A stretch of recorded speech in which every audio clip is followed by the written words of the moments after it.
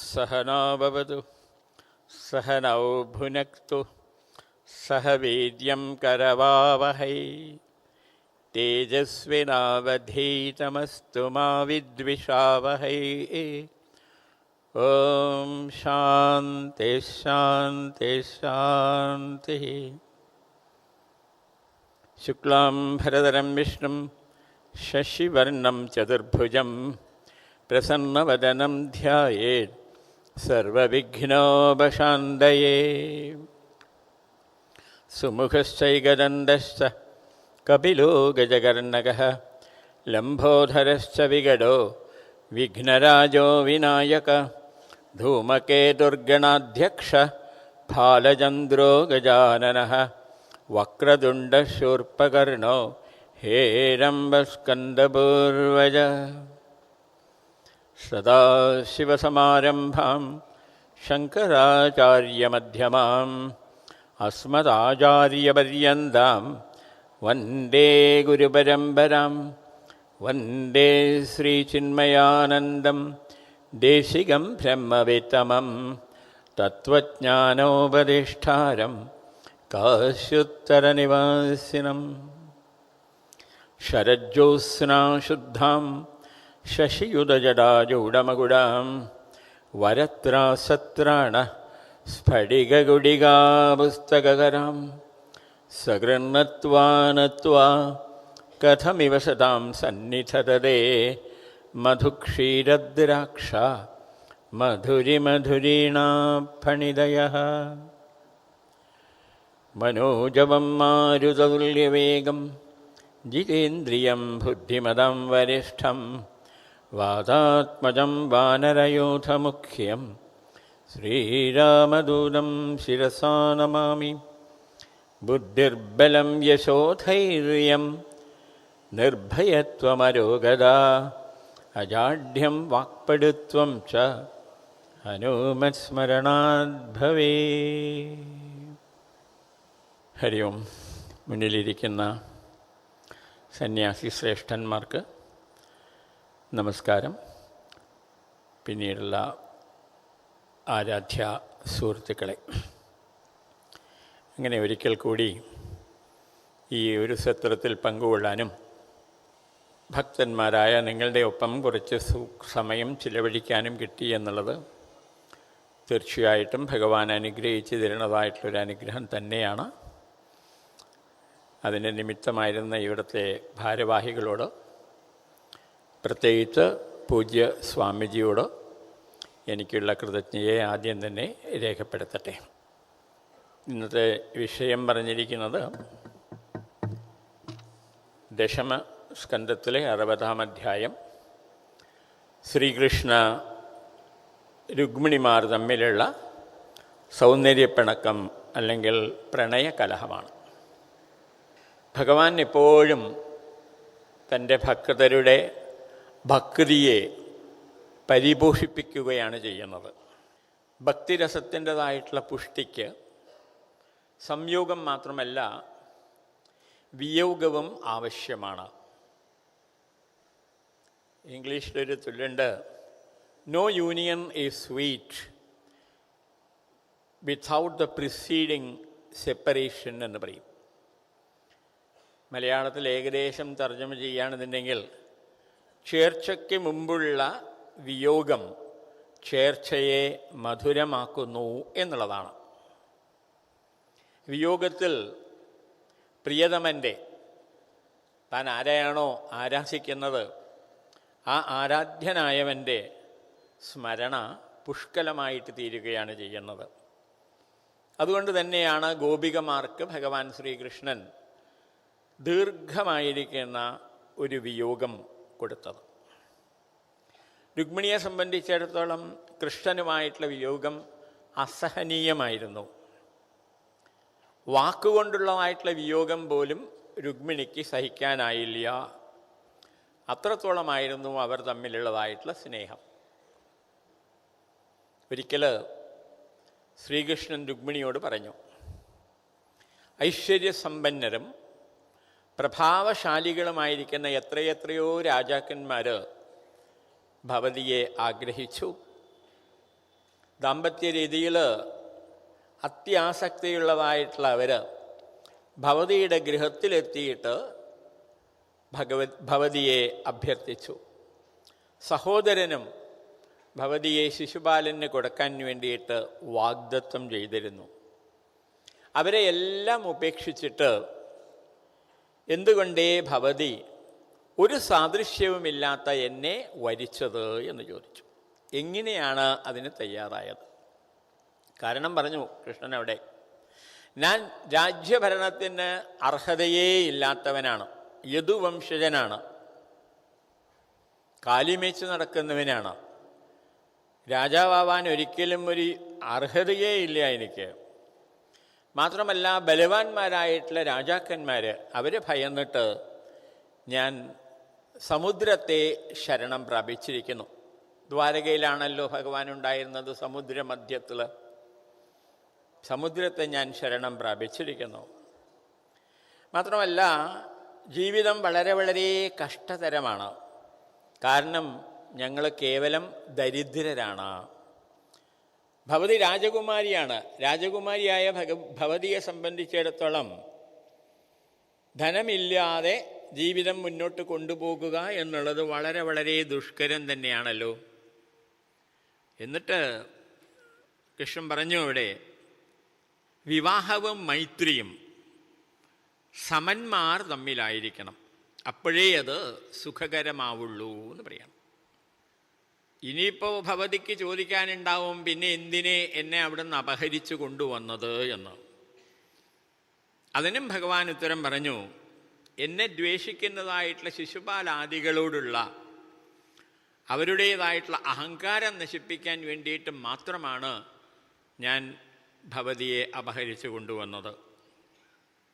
എൻ്റെ സ്വഭാവം നോക്കുകയാണെങ്കിൽ എല്ലാറ്റിനോടും ഒരു ഉദാസീന മനോഭാവമാണ് എനിക്ക്. അത് സ്ത്രീകൾ ഒരിക്കലും തന്നെ ഇഷ്ടപ്പെടാത്ത സ്വഭാവമാണല്ലോ. ധനഹീനനാണ് ഞാൻ. ധനഹീനനായതുകൊണ്ട് തന്നെ കാമിനികൾക്ക് ഒരിക്കലും തന്നെ എന്നെ ഇഷ്ടമാവുകയില്ല. ദരിദ്രർക്ക് ഇഷ്ടനാണ് ഞാൻ. അതുകൊണ്ട് തന്നെ എന്താണ്, അവരുടേതായിട്ടുള്ള ആചാരങ്ങൾ, സ്വഭാവങ്ങൾ, അതൊക്കെയാണ് ഞാൻ പിന്തുടരുന്നത്. അതൊരിക്കലും തന്നെ ധനികർക്ക് ഇഷ്ടമാവുകയും ഇല്ല. ഇങ്ങനെയൊക്കെ നോക്കുന്ന സമയത്ത് വിവാഹത്തിന് ഒരിക്കലും തന്നെ യോഗ്യനല്ല ഞാൻ. ഗുണഹീനനായിരിക്കുന്ന ഞാൻ വിവാഹത്തിന് യോഗ്യനേ അല്ല. വെറുതെ ചില ഭിക്ഷുക്കൾ എന്നെക്കുറിച്ചിട്ട് ചില കാര്യങ്ങളൊക്കെ ഇങ്ങനെ പാടി നടക്കുന്നുണ്ട്, എന്നെ സ്തുതിക്കുന്നുണ്ട്. അത് കേട്ടിട്ട് കുറേയൊക്കെ ഗർവവും കൂടിയിട്ടുള്ളവനാണ് ഞാൻ. ഇത് ഭവതിക്ക് നേരത്തെ അറിയാൻ സാധിച്ചില്ല. മാത്രവുമല്ല, ഇപ്രകാരം ഒരുവനെ വരിക്കുന്നത് കൊണ്ട് ഭാവിയിൽ അനുഭവിക്കാനിരിക്കുന്നതായിട്ടുള്ള കഷ്ടതകളെക്കുറിച്ചിട്ട് ഭവതി ഓർത്തതുമില്ല, ഭവതിക്ക് അത് മനസ്സിലായതുമില്ല. പറഞ്ഞു ഭഗവാനോട്, അവിജ്ഞായത്വയാ അദീർഘ സമീക്ഷയാ വയം വൃതാഹ. 15ാമത്തെ ശ്ലോകം 60 പറയണവിടെ, അവിജ്ഞായത്വയാ അറിവില്ലാത്തതായ അങ്ങയാൽ, അദീർഘ സമീക്ഷയ ദീർഘദൃഷ്ടിയില്ലാത്തതായിട്ടുള്ള അങ്ങയാൽ ഞാൻ വരിക്കപ്പെട്ടിരിക്കണു. അതുകൊണ്ട് ഭഗവാൻ പറഞ്ഞു, അഥാ ആത്മനോ അനുരൂപം വൈ ഭജസ്സ ക്ഷത്രിയ ഋഷഭം യേന ത്വാം ആശിഷ സത്യാഹ ഇഹാമുത്ര ച ലപ്സസി. അഥ അതുകൊണ്ട് ആത്മനഃ അനുരൂപം, അങ്ങേക്ക് അനുരൂപനായിരിക്കുന്ന ഒരു ക്ഷത്രിയ ശ്രേഷ്ഠനെ അങ്ങ് വരിച്ചുകൊള്ളൂ. അതുകൊണ്ട് എല്ലാ ആഗ്രഹങ്ങളും എവിടെ ഇഹ അമുത്ര, ഇഹലോകത്തിലും അമുത്ര പരലോകത്തിലുമുള്ളതായിട്ടുള്ള എല്ലാ ആഗ്രഹങ്ങളെയും ഭവതിക്ക് നേടിയെടുക്കാൻ വേണ്ടിയിട്ട് സാധിക്കും. അതുകൊണ്ട് ഉറപ്പിച്ച് പറഞ്ഞു, വേറെ ഏതെങ്കിലും ക്ഷത്രിയ ശ്രേഷ്ഠനെ ഭവതി വിവാഹം കഴിച്ചോളൂ. ഇത്രയും കേട്ടതോടു കൂടിയിട്ട് രുക്മിണി പേടിച്ച് വിറച്ചു, വിളറി, കരഞ്ഞു, ബോധരഹിതയായിപ്പോയി എന്നാണ് പറഞ്ഞത്. ഹൃദയത്തിൽ തറയ്ക്കുന്ന വാക്കുകളല്ലേ ഭഗവാൻ പറഞ്ഞത്, എന്നെ വിട്ടിട്ട് വേറൊരാളെ വിവാഹം കഴിച്ചോളൂ എന്നൊക്കെ. കരുണയുടെ ലവലേശം പോലും ഇല്ലാത്തതായിട്ടുള്ള വാക്കുകൾ. അതോടുകൂടിയിട്ട് ദേവിക്ക് അതീവമായിരിക്കുന്ന ദുഃഖമുണ്ടായി, ഭയമുണ്ടായി, ശോകമുണ്ടായി, വിയോഗ ദുഃഖമുണ്ടായി. ഒരു പക്ഷേ ഭഗവാൻ എന്നെ വിട്ടുകളയോ എന്നുള്ളതായിട്ടുള്ളത്. അത് കഴിഞ്ഞിട്ട് താൻ അനുഭവിക്കാൻ പോകുന്നതായിട്ടുള്ള വിരഹ ദുഃഖം, ഇതെല്ലാം അവളെ വല്ലാതെ ഭയപ്പെടുത്തി. അതുകൊണ്ടാണ് ബോധരഹിതയായിട്ട് പോയത്. അത്രത്തോളം ഗാഢമായിരുന്നു രുക്മിണിക്ക് കൃഷ്ണനോടുള്ളതായിട്ടുള്ള ആ പ്രേമ വായ്പ്. ശ്ലോകത്തിൽ ഇവിടെ പറയണു, 24-ാമത്തെ ശ്ലോകം, തദ്ദൃഷ്ട്വാ ഭഗവാൻ കൃഷ്ണ പ്രിയായ പ്രേമബന്ധനം ഹാസ്യപ്രൗഢിമജാനന്ദ്യ കരുണ സ്വ അന്വകമ്പത. തദ്ദൃഷ്ട്വ അത് കണ്ടിട്ട് എന്നർത്ഥം. ഏത് കണ്ടിട്ട്? പ്രിയായ പ്രേമബന്ധനം, തനിക്ക് പ്രിയയായിരിക്കുന്ന രുക്മിണിയുടെ പ്രേമദാർഢ്യത്തെ കണ്ടിട്ട്. പ്രിയ എന്ന് പറഞ്ഞതായിട്ട് സമയത്ത് പ്രിയയ്ക്കൊരു വിശേഷണം പറഞ്ഞു ഇവിടെ. ഹാസ്യപ്രൗഢിം അജാനന്ദാഹ, താൻ പറഞ്ഞ വാക്കുകളുടേതായിട്ടുള്ള ഹാസ്യം, ആ നേരം പോക്ക് അവൾക്കത് മനസ്സിലാക്കാൻ സാധിച്ചില്ല. അതുകൊണ്ട് തന്നെ നേരം പോക്ക് മനസ്സിലാക്കാൻ സാധിക്കാത്തതായിട്ടുള്ള തൻ്റെ പ്രിയയുടേതായിട്ടുള്ള പ്രേമബന്ധനം, ആ പ്രേമദാർഢ്യം തദ്ദൃഷ്ടുവ അത് കണ്ടിട്ട് ഭഗവാൻ, കരുണാമൂർത്തിയായിരിക്കുന്ന ഭഗവാൻ അവളോട് അനുകമ്പയെ കാണിച്ചു, അവളെ സാന്ത്വനിപ്പിച്ചു. ആ സാന്ത്വനിപ്പിച്ചതായിട്ട് സമയത്ത് പറയാണ്, മാമാ വൈദർഭി അസൂയേഥ. അത് 28-ാമത്തെ ശ്ലോകത്തിലാണ് വരുന്നത്. മാമാ വൈദർഭി അസൂയേഥ എന്നാണ് പറഞ്ഞത്. ഒരിക്കലും തന്നെ അല്ലയോ വിദർഭ രാജകുമാരി, എന്നോട് അസഹിഷ്ണുത തോന്നരുതേ. അസൂയ എന്നുള്ള വാക്കിന് അസഹിഷ്ണുത എന്നൊരർത്ഥമുണ്ട്, നിന്ദ എന്നൊരർത്ഥമുണ്ട്, അതുമാതിരി തന്നെ ദേഷ്യം എന്നുള്ളതായിട്ടുള്ള അർത്ഥമുണ്ട്. എന്നോട് ഒരിക്കലും തന്നെ അസഹിഷ്ണുത തോന്നരുതേ, എന്നെ വെറുക്കരുതേ ദേവി, എൻ്റെ വാക്കുകളെക്കുറിച്ചിട്ട് ദേവി ഒരിക്കലും തന്നെ നിന്ദിക്കരുതേ, എന്നോട് ദേഷ്യപ്പെടരുതേ എന്നൊക്കെ പറഞ്ഞു. അതാണ് മാമാ വൈദർഭി അസൂയേത. മാത്രവുമല്ല ഭഗവാനോട് തുടർന്ന് പറഞ്ഞു, ഹേ വിദർഭരാജപുത്രി, നിനക്ക് പരമ ആശ്രയമായിരിക്കുന്നത് ഞാൻ തന്നെ എന്ന് എനിക്കറിയാം. ത്വാം മത്പരായണം ജാനേ, ഞാൻ തന്നെയാണ് നിനക്ക് പരമ ആശ്രയമായിരിക്കുന്നത് എന്നെനിക്കറിയാം. നമുക്ക് ഇവിടെ രുക്മിണിക്ക് മാത്രമല്ല നമുക്ക് എല്ലാവർക്കും തന്നെ പരമമായിട്ടുള്ള ആശ്രയമായിരിക്കുന്നത് ആരാണ്? അത് ഭഗവാൻ കൃഷ്ണൻ തന്നെയല്ലേ. ആരാണ് ആ കൃഷ്ണൻ? ആ കൃഷ്ണനാണ് നമ്മുടെ ഉള്ളിൽ അന്തര്യാമിയായിരിക്കുന്നത്, പ്രത്യേകാത്മാവായിരിക്കുന്നത്. ആ കൃഷ്ണൻ തന്നെയാണ് പരമാത്മാ, നിർഗുണം നിരാകാരമായിട്ടുള്ള പരബ്രഹ്മ വസ്തുവായിരിക്കുന്നതും അതേ ഭഗവാൻ തന്നെയാണ്. രുക്മിണി ശ്രീകൃഷ്ണ ദാമ്പത്യം ഇപ്രകാരം പരിശുദ്ധമാണ്. ലൗകികമായിട്ടുള്ള യാതൊരു ബന്ധവും അവിടെ ഇല്ല. അത് വാസ്തവത്തിൽ ജീവാത്മ പരമാത്മ ഐക്യമാണ്. ജീവാത്മാ പരമാത്മ ആകർഷണമാണ്. ഇത് നമുക്ക് മനസ്സിലാവും. രുക്മിണി ഹരണ സന്ദർഭത്തിൽ ബലരാമൻ കൃഷ്ണനെ ശാസിക്കുകയും രുക്മിണിയെ സാന്ത്വനിപ്പിക്കുകയും ചെയ്യുന്നതായിട്ടുള്ള 13 ശ്ലോകങ്ങളുണ്ട്. അത് വരുന്നത് 54-ാമത്തെ അധ്യായത്തിലാണ്. 37 മുതൽക്ക് 49 വരെയുള്ളതായിട്ടുള്ള ശ്ലോകങ്ങൾ. ഇത് വായിക്കുമ്പോൾ നമുക്ക് മനസ്സിലാവും രുക്മിണി പരിണയം, രുക്മിണി സ്വയംവരം എന്നുള്ളത് ജീവാത്മാ പരമാത്മാ യോഗമാണ്.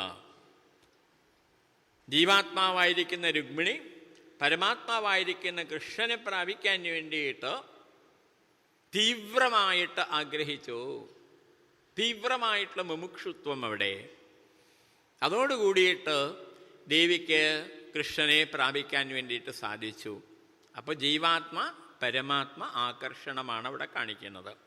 ലൗകികമായിട്ടുള്ള ദാമ്പത്യം വരുന്നതായിട്ട് സമയത്ത് അത് ശരീര മനോ ആ നിലവാരത്തിനപ്പുറത്തേക്ക് ഉയരുന്നേയില്ല. ലൗകികമായിട്ടുള്ള സ്നേഹബന്ധത്തിൽ ഏറ്റവും ശക്തിമത്തായത് തീർച്ചയായിട്ടും ഭാര്യാഭർത്തൃ സ്നേഹം തന്നെയാണ്. കാമുക കാമുകി ഭാവം എന്ന് പറയാം, നായക നായികാഭാവം എന്നും പറയണം. ഈ നായിക ഭാവം, പ്രേമം, അതിനെ തന്നെ ഭക്തിഭാവത്തിന് ഉദാഹരണമായിട്ട് പറയാറുണ്ട്. ചൈതന്യ മഹാപ്രഭു ഈ ഒരു ഭാവത്തിലാണ് ശ്രീകൃഷ്ണനെ ഭക്തിപൂർവം ഉപാസിച്ചിരുന്നത്. അദ്ദേഹം പറയുന്നു, യുഗായുധം നിമേഷേന ചക്ഷുഷാ പ്രവൃഷയിതം ശൂന്യായുധം ജഗത് സർവം ഗോവിന്ദ വിരഹേണമേ. ഗോവിന്ദ വിരഹേണ, ആ ഗോവിന്ദനുമായിട്ടുള്ള വിരഹത്തിൽ ഞാൻ ഒരു നിമിഷത്തെ ഒരു യുഗമായിട്ട് അനുഭവിക്കുന്നു. അതാണ് യുഗായുധം നിമേഷേന. മാത്രമല്ല എൻ്റെ കണ്ണുകൾ ധാരധാരയായിട്ട് അശ്രു വർഷിച്ചു കൊണ്ടിരിക്കണു. കറുത്തിരണ്ട് കാർമേഘങ്ങൾ എപ്രകാരം മഴ പൊഴിയുമോ അതേപോലെ എൻ്റെ കണ്ണുകളിൽ നിന്ന് അശ്രുക്കൾ ധാരധാരയായിട്ട് ഒഴുകിക്കൊണ്ടേയിരിക്കുന്നു. ശൂന്യായുധം ജഗത് സർവം, ഈ ജഗത്ത് മുഴുവൻ തന്നെ ഒരു ശൂന്യമായിട്ട് ഞാൻ അനുഭവിക്കുന്നു എന്നാണ് പറഞ്ഞത്. അപ്പം ആ ഗോവിന്ദ വിരഹം കൊണ്ട് ഒരു നിമിഷം അദ്ദേഹത്തിന് ഒരു യുഗം പോലെ തോന്നിയത്രേ. ചൈതന്യ മഹാപ്രഭുവിൻ്റെ അഭിപ്രായത്തിൽ ശ്രീകൃഷ്ണൻ മാത്രമേ ഇവിടെ പുരുഷനായിട്ടുള്ളൂ. ബാക്കി എല്ലാവരും, മീശ വെച്ചിട്ടുള്ളവരും താടി വളർത്തിയിട്ടുള്ളവരും എല്ലാവരും തന്നെ സ്ത്രീകൾ തന്നെയാണ്. എല്ലാ സ്ത്രീകളും പുരുഷനായിരിക്കുന്ന കൃഷ്ണനെ പ്രാപിക്കാൻ വേണ്ടിയിട്ട് ശ്രമിക്കുന്നവരാണ്. ചിലർ തീവ്രമായിട്ട് ശ്രമിക്കുന്നു, ചിലർ കൃഷ്ണനെയാണ് പ്രാപിക്കേണ്ടത് എന്ന് അറിയാതെയിരിക്കുന്നു, മാർഗമറിയാതെയിരിക്കുന്നു. അതുകൊണ്ട് തന്നെ ഇവിടെയുള്ളതായിട്ടുള്ള സുഖദുഃഖങ്ങളെ നിരന്തരം അനുഭവിച്ചു കൊണ്ടിരിക്കുന്നു എന്ന് മാത്രമേ ഉള്ളൂ. ഇത് പറഞ്ഞത് ഭാര്യ ഭർത്താവിൽ പരമാത്മാവിനെയാണ് ദർശിക്കേണ്ടത്. തിരിച്ചും ഭർത്താവ് ഭാര്യയിൽ പരമാത്മാവിനെയാണ് ദർശിക്കേണ്ടത്. പരമാത്മാവിനെ സഗുണ സാകാര ഭാവത്തിൽ നമുക്ക് ഭക്തിയോട് കൂടിയിട്ട് ഉപാസിക്കാം. അങ്ങനെ സ്നേഹിക്കുന്നതാണ് ഭക്തി എന്നൊരു നിർവചനവുമുണ്ട് ഭക്തിക്ക്. അത് മാനസികമായിട്ട് മാത്രം നമുക്ക് ചെയ്താൽ ഒരു ദാർഢ്യത ഇല്ലാത്തത് കൊണ്ട് അതിൻ്റെ കൂടെ പൂജയും അതേമാതിരി ക്ഷേത്ര ദർശനങ്ങളും അതേമാതിരി സ്തോത്ര പാരായണങ്ങളും തുടങ്ങിയതായിട്ടുള്ള ഒരുപാട് അംഗങ്ങളോട് കൂടിയിട്ട് നമ്മൾ ഭക്തി അഭ്യസിച്ചു കൊണ്ടിരിക്കണു. ശാരീരികമായിട്ടുള്ള മാനസികമായിരിക്കുന്നതായിട്ടുള്ള സ്നേഹം എന്നു നമ്മൾ പറയണ്ടല്ലോ, അത് ലൗകിക സ്നേഹം. ചിന്തിച്ചു നോക്കിക്കഴിഞ്ഞാൽ വാസ്തവത്തിൽ ഇത് സ്നേഹമേ അല്ല, അത് ബന്ധമാണ്, അത് ബന്ധനമാണ്. കാരണം ഒരേ ഒരു പരമാത്മാവ് തന്നെയാണ് പല ഉയിരുകളായിട്ടിരിക്കുന്നത്. ഞാനായിരിക്കുന്നതും നിങ്ങളായിരിക്കുന്നതും വേറെ പ്രപഞ്ചത്തിലുള്ള അക്ഷരങ്ങളായിരിക്കുന്ന എല്ലാം തന്നെ എന്താണ്? ഭഗവാൻ തന്നെയാണ്. കാരണം ആ ഭഗവാനിൽ നിന്നാണ് ഇതെല്ലാം തന്നെ ഉണ്ടായിട്ടുള്ളത്. സ്വർണത്തിൽ നിന്നുണ്ടായ ആഭരണങ്ങളെല്ലാം സ്വർണം തന്നെ, മണ്ണിൽ നിന്നുണ്ടായ കുടങ്ങളെല്ലാം തന്നെ മണ്ണ് തന്നെ എന്ന് നമുക്ക് മനസ്സിലാവുന്നു. പക്ഷേ ഭഗവാനിൽ നിന്ന് വന്നിട്ടുള്ള നമ്മളൊക്കെ ഭഗവാനാണ് എന്ന് പറഞ്ഞാൽ അത് നമുക്ക് അത്ര പെട്ടെന്ന് മനസ്സിലാവണില്ല. അത് മനസ്സിലാക്കണം. ഒരേ ഒരു പരമാത്മാവ് തന്നെ പല ഉയിരുകളായിരിക്കുന്നു. ഒരേ ഒരു പരമാത്മാവ് തന്നെയാണ് എന്നുണ്ടെങ്കിൽ പിന്നെ ഞാനും നീയും തമ്മിൽ ദ്വേഷത്തിന് യാതൊരു വിധത്തിലുള്ള സ്ഥാനവും ഇല്ലാതായിട്ട് തീരണു. അവിടെ സ്നേഹമാണ്, സാർവലൗകികമായിരിക്കുന്ന സ്നേഹമാണ് അവിടെ എല്ലാറ്റിനോടും എല്ലാവരോടും എന്നർത്ഥം. അപ്പം ഇപ്രകാരം പല ഉയിരുകളെ വേറെ വേറെ ആയിട്ട് കണ്ടിട്ട് അവയുമായിട്ട് വ്യവഹരിക്കുന്നതാണ് പ്രപഞ്ചമാകുന്നതായിട്ടുള്ള നാടകം. ഇവിടെ അതാണല്ലോ നമ്മൾ ചെയ്യുന്നത്. ഭഗവത് സ്വരൂപൻ തന്നെയാണ് എല്ലാം എങ്കിലും നമ്മൾ അങ്ങനെ കാണാതെ അതിനെയൊക്കെ വേറെ വേറെ ആയിട്ടാണ് കാണുന്നത്. സ്ത്രീ വേറെ, പുരുഷൻ വേറെ, ഞാൻ വേറെ, നീ വേറെ, അവൻ വേറെ, അവൾ വേറെ, അത് വേറെ, ഇത് വേറെ, ഇങ്ങനെ വേറെ വേറെ ആയിട്ട് കണ്ടിട്ട് വ്യവഹരിക്കുന്നതാണ് പ്രപഞ്ച നാടകം. നാടകമായിട്ട് വേണം പറയാൻ പ്രപഞ്ചത്തെക്കുറിച്ച്, പ്രപഞ്ച അനുഭവങ്ങളെക്കുറിച്ചിട്ട്. ഇതിൻ്റെ എതിർദിശയിൽ വളരെ വളരെ ഉത്തമമായിട്ട്, വളരെ വളരെ ശ്രേഷ്ഠമായിട്ട് വേറെ വേറെ ആയിരിക്കുന്നതായിട്ടുള്ള ഈ ഉയിരുകളെ, ജീവന്മാരെ ഒന്നായി ചേർത്ത് ഐക്യപ്പെടുത്തിയിട്ട് അനുഭവിക്കാൻ പരമാത്മസ്വരൂപിയായിരിക്കുന്ന ഭഗവാൻ അനുഗ്രഹിച്ചിരിക്കുന്ന ഒരു ശക്തിയാണ് സ്നേഹം എന്ന് കാഞ്ചിയിലെ പരമാചാര്യർ പറയും. നമ്മളെയൊക്കെ ഒന്നിച്ചു ചേർക്കാൻ വേണ്ടിയിട്ട്. നമ്മളെ വേറെ വേറെ കാണിച്ചു തരുന്നത് മായയാണ്. നമ്മൾ വേറെ വേറെ കാണുന്നത് പ്രപഞ്ച നാടകമാണ്. അതിന് വിപരീതമായിട്ട് നമ്മളൊക്കെ ഒന്ന് തന്നെ എന്ന് മനസ്സിലാക്കിയിട്ട് എല്ലാവരെയും ഒന്നിച്ചു ചേർത്തുകൊണ്ട് എല്ലാറ്റിനെയും കൂടിയിട്ട് ഐക്യപ്പെടുത്തിക്കൊണ്ട് വ്യവഹരിക്കാൻ സാധിക്കണം. അതിന് നമുക്ക് ഭഗവാൻ അനുഗ്രഹിച്ച് തന്നിരിക്കുന്ന ഒരു ഉത്തമമായിട്ടുള്ള ശക്തിയാണ് സ്നേഹം. അനന്തത്തെ ശാന്തമായിട്ട് നമ്മൾ കാണുന്നു, ഏകത്തെ നമ്മൾ അനേകമായിട്ട് കാണുന്നു, നമ്മൾ അപ്രകാരം അനുഭവിക്കുന്നു. നമ്മൾ വാസ്തവത്തിൽ അനുഭവിക്കുന്നു എന്ന് പറഞ്ഞാൽ അത് ശരിയല്ല, നമ്മളെ കൊണ്ട് അനുഭവിപ്പിക്കുന്നു. ആരാണ് അനുഭവിപ്പിക്കുന്നത്? അവളെയാണ് മായ എന്ന് പറയുന്നത്. ആ മായ നമ്മളെ ഇപ്രകാരം അനുഭവിപ്പിക്കുന്നു. ആ മായയെ എതിർക്കാൻ വേണ്ടിയിട്ട്, ആ മായയോട് പ്രതികരിക്കാനുള്ളതായിട്ടുള്ള ശക്തിയാണ് ഈ സ്നേഹം എന്ന് പറയുന്നത്. ആ പ്രതികരണത്തിൻ്റെ ഉന്നതമായിരിക്കുന്ന പ്രകടഭാവം തന്നെയാണ് മനുഷ്യസ്നേഹം, മാനവിക സ്നേഹം എന്നൊക്കെ പറയുന്നത്. ഈ സ്നേഹം ആകർഷണമാണ്. ഈ സ്നേഹത്തിൻ്റെ ആകർഷണത്തിൻ്റെ പ്രാഥമികമായിട്ടുള്ള തലങ്ങൾ തിര്യക്കുകളിൽ നമുക്ക് കാണാൻ സാധിക്കുന്നു. തിര്യക്കുകൾ മാത്രമല്ല, ജഡമായിട്ടുള്ള പ്രപഞ്ച വസ്തുക്കളിൽ പോലും ഈ ആകർഷണം നമുക്ക് കാണാൻ സാധിക്കുന്നു എന്നുള്ളതാണ്. കാരണം ഏതൊരു വസ്തുവും, ജഡമായിട്ടുള്ള വസ്തു, മുകളിൽ നിന്ന് താഴോട്ട് ഭൂമി അതിനെ ആകർഷിക്കുന്നു. ഗുരുത്വാകർഷണം, കാന്തികാകർഷണം, കാന്തം ആകർഷിക്കുന്നു ഇരുമ്പിനെ. വൈദ്യുതാകർഷണം, വൈദ്യുതി ആകർഷിക്കപ്പെടുന്നു. രാസസംയോഗം, അതും ഒരു ആകർഷണമാണ്. അപ്പൊ ജഡവസ്തുക്കളിൽ പോലും ഈ ആകർഷണ ശക്തിയുണ്ട്. ഈ ആകർഷണ ശക്തി എപ്പോഴാണോ മനുഷ്യനിൽ വരുന്നത്, അവിടെയാണ് സ്നേഹം എന്ന് നമ്മൾ പറയുന്നത്. ആ സ്നേഹം നോക്കൂ, വിഭക്തമായിരിക്കുന്ന വസ്തുക്കൾ, വേറെ വേറെ ആയിരിക്കുന്ന വസ്തുക്കൾ, അതിനെ യോജിപ്പിക്കാൻ കഴിവുറ്റതാണ്. മാത്രവുമല്ല, മനുഷ്യനെയും ഈശ്വരനെയും പോലും യോജിപ്പിക്കാൻ കഴിവും സാമർഥ്യവുമുള്ളതാണ് ആ ശക്തി. അത് സ്വാഭാവികമാണ്, വലിയൊരു ശക്തിയാണ്, മഹാശക്തിയാണത്. അതിനെയാണ് സ്നേഹം, പ്രേമം എന്നൊക്കെ നമ്മൾ പറയണത്. സാധാരണ നമ്മൾ സ്നേഹിക്കുന്നു എന്ന് പറയുന്നതായിട്ട് സമയത്ത് നേരത്തെ പറഞ്ഞു, ആ സ്നേഹം സ്നേഹമേ അല്ല, അത് വെറും ബന്ധമാണ്, ബന്ധനമാണെന്ന്. കാരണം മറ്റുള്ളവരിൽ നിന്ന് എന്തെങ്കിലും പ്രതീക്ഷിച്ചുകൊണ്ട്, എന്തെങ്കിലും നേടിയെടുത്തിട്ട് ഞാൻ ലാഭം അടയണം എന്നുള്ള വിചാരത്തോട് കൂടിയിട്ടാണ് സാധാരണ നമ്മൾ വേറൊരാളെ സ്നേഹിക്കുന്നത്. അത് നമ്മൾ സ്നേഹമെന്ന് തെറ്റായിട്ട് മനസ്സിലാക്കുകയാണ് ചെയ്യുന്നത്. ഒരു വ്യക്തിയിൽ നിന്ന് ഞാൻ സന്തോഷം നേടണം എന്ന് ആഗ്രഹിക്കുന്നതായിട്ട് സമയത്ത് ആ വ്യക്തിയിലുള്ളതായിട്ടുള്ള ധനമോ സ്വത്തോ ഐശ്വര്യമോ സമ്പത്തോ മറ്റു ദ്രവ്യങ്ങളോ, അതിലാണ് എൻ്റെ കാഴ്ച മുഴുവൻ തന്നെ. അതുകൊണ്ട് തന്നെ അതുള്ളതുവരെയേ ഞാനും ആ വ്യക്തിയും തമ്മിലുള്ളതായിട്ടുള്ള ബന്ധമുള്ളൂ. എപ്പോഴാണോ ആ വ്യക്തി ഞാൻ ആഗ്രഹിക്കുന്നതായിട്ടുള്ള അതിനെ ത്യജിക്കുന്നത്, ഉപേക്ഷിക്കുന്നത്, അതില്ലാതാവുന്നത്, അതോടുകൂടിയിട്ട് ആ വ്യക്തിയും ഞാനും തമ്മിലുള്ളതായിട്ടുള്ള ബന്ധം ഇല്ലാതെയാവുന്നു. അതുകൊണ്ടാണ് പറഞ്ഞത് അത് വെറും ബന്ധമാണ്, അത് ബന്ധനം മാത്രമാണ്. അതിനെ ഇംഗ്ലീഷിൽ ഏകദേശം ലസ്റ്റ് എന്ന് പറയും. അത് ലസ്റ്റ്. അതിനെയാണ് നമ്മൾ തെറ്റായിട്ട് സ്നേഹം എന്ന് പറയുന്നത്. ഇതിന് വിപരീതമായിട്ട് നമ്മെ വേറൊരാൾക്ക് കൊടുത്തിട്ട് സമർപ്പണം എന്ന് പറയാം നമുക്കവിടെ.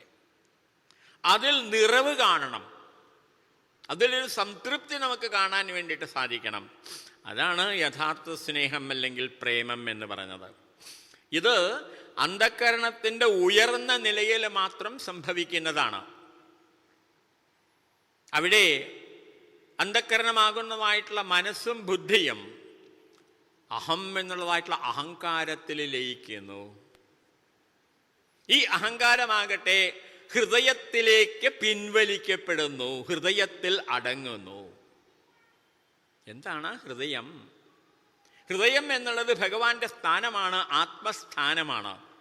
പരമാത്മാ സർവവ്യാപിയാണെന്നുണ്ടെങ്കിലും ആ സർവവ്യാപിയായിരിക്കുന്ന ഭഗവാനെ എവിടെയെങ്കിലും ഒരു സ്ഥലത്ത് കാണിച്ചു തരൂ എന്ന് പറഞ്ഞാൽ നമുക്ക് കാണിച്ചു കൊടുക്കാൻ പറ്റിയതായിട്ട് സ്ഥലം ആണ് ഹൃദയം. കാരണം ആ പരമാത്മാ ചൈതന്യമാണ്. ആ ചൈതന്യം എൻ്റെ ഉള്ളിലും ഇരിക്കുന്നു. എൻ്റെ ഉള്ളിലിരിക്കുന്ന ചൈതന്യമാണ് ഞാനെന്ന് പറയുന്നത്. ഞാനെന്ന് പറയുമ്പോൾ നമ്മൾ എവിടെയാണോ ചൂണ്ടിക്കാണിക്കുന്നത് അവിടെയാണ് ഹൃദയം.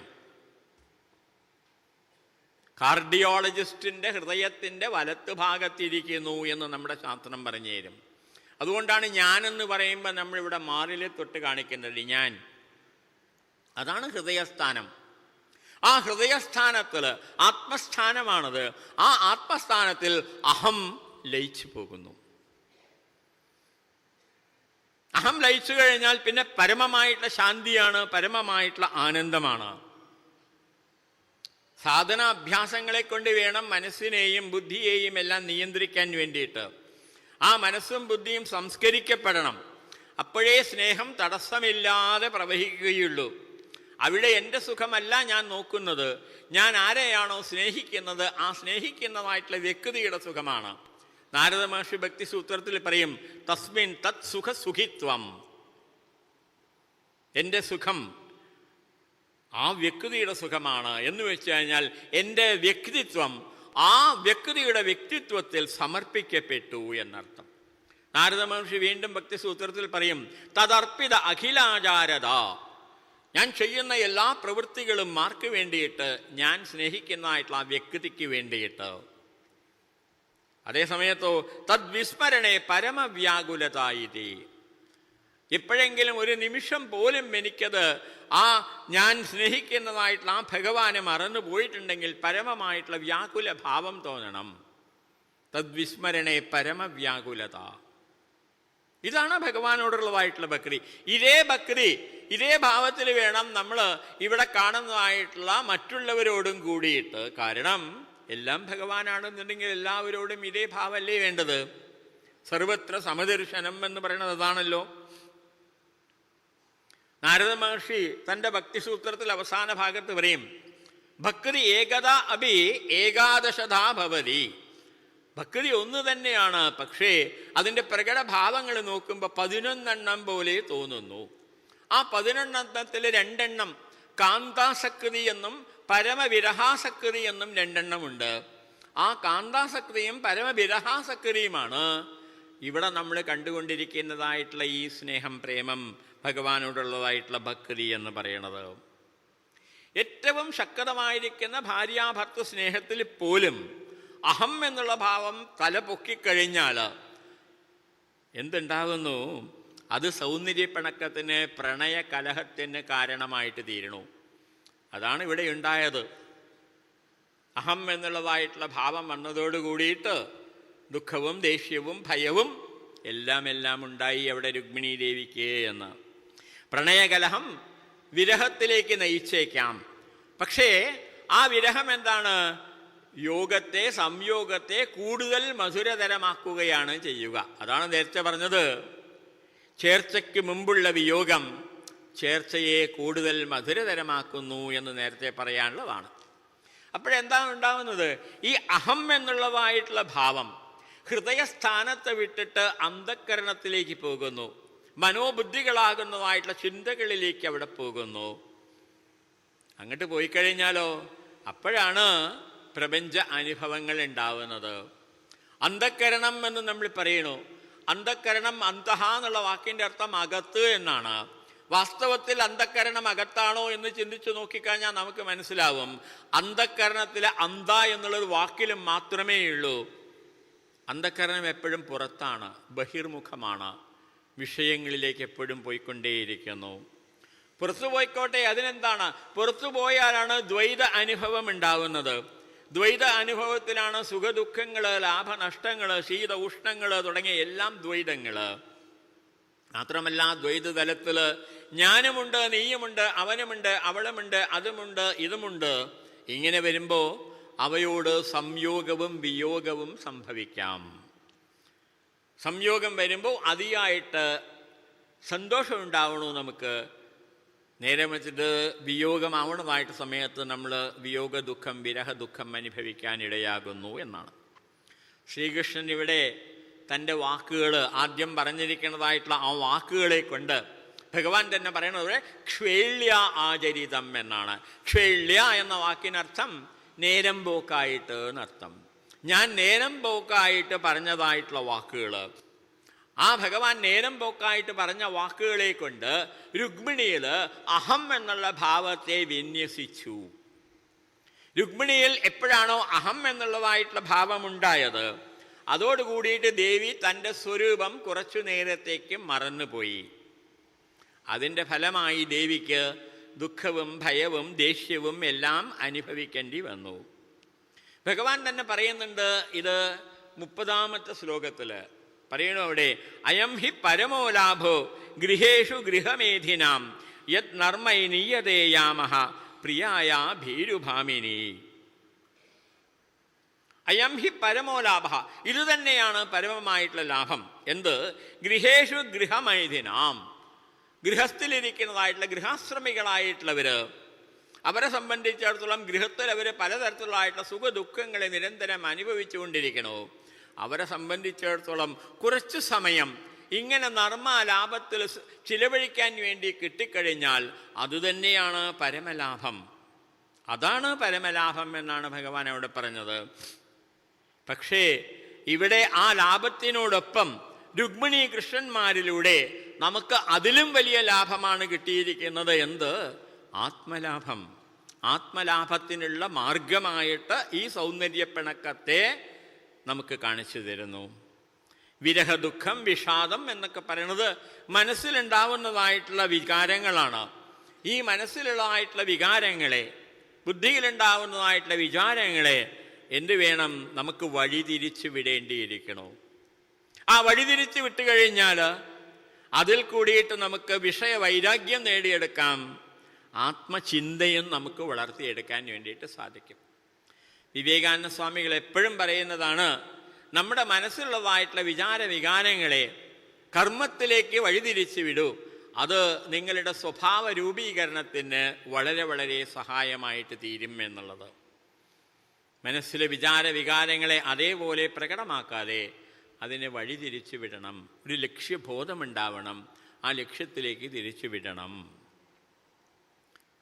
ഈ ആത്മലാഭം അത് ഈ അധ്യായം 33 മുതൽക്ക് 47 വരെയുള്ളതായിട്ടുള്ള ശ്ലോകങ്ങൾ, 15 ശ്ലോകങ്ങൾ. ആ 15 ശ്ലോകങ്ങളിൽ കൂടിയിട്ട് രുക്മിണി ഭഗവാനോട് പറയുന്നതായിട്ടുള്ള തൻ്റെ വാക്കുകൾ, അതിൽ കൂടിയിട്ടത് വ്യക്തമാക്കി തരുന്നു. ആത്മലാഭത്തിന് വേണ്ടിയിട്ട് നമുക്കത് പൂർണ്ണമായിട്ട് ആസ്വദിക്കാം. ആദ്യം തന്നെ 33-ാം ശ്ലോകത്തിൽ പറയണോ, നന്വേവമേതരവിന്ദലോചനാഹ യദ്വൈ ഭവാൻ ഭഗവതോ ആസദൃശീ വിഭൂമ്ന ക്വ സ്വേ മഹിംനഭിരതോ ഭഗവാൻ സ്ത്രദീശ ക്വാഹം ഗുണപ്രകൃതിരജ്ഞഗൃഹീതപാതഃ. പറയുന്നു, അരവിന്ദലോചന ഭവാൻ യത് ആഹ ഏതത് ഏവം നനു. അല്ലയോ അരവിന്ദലോചനായിരിക്കുന്ന കൃഷ്ണ, അങ്ങ് യാതൊന്നു പറഞ്ഞുവോ അത് അപ്രകാരം തന്നെയാണല്ലോ. എന്താണ് ഭഗവാൻ നേരത്തെ പറഞ്ഞത്? സദൃശനല്ലാത്ത എന്നെ നീ എന്തിന് വരിച്ചു എന്നാണ് ചോദിച്ചത്. ആ കൃഷ്ണന്റെ ചോദ്യത്തിന് ഉത്തരമാണ് ദേവി ഇവിടെ പറയണത്.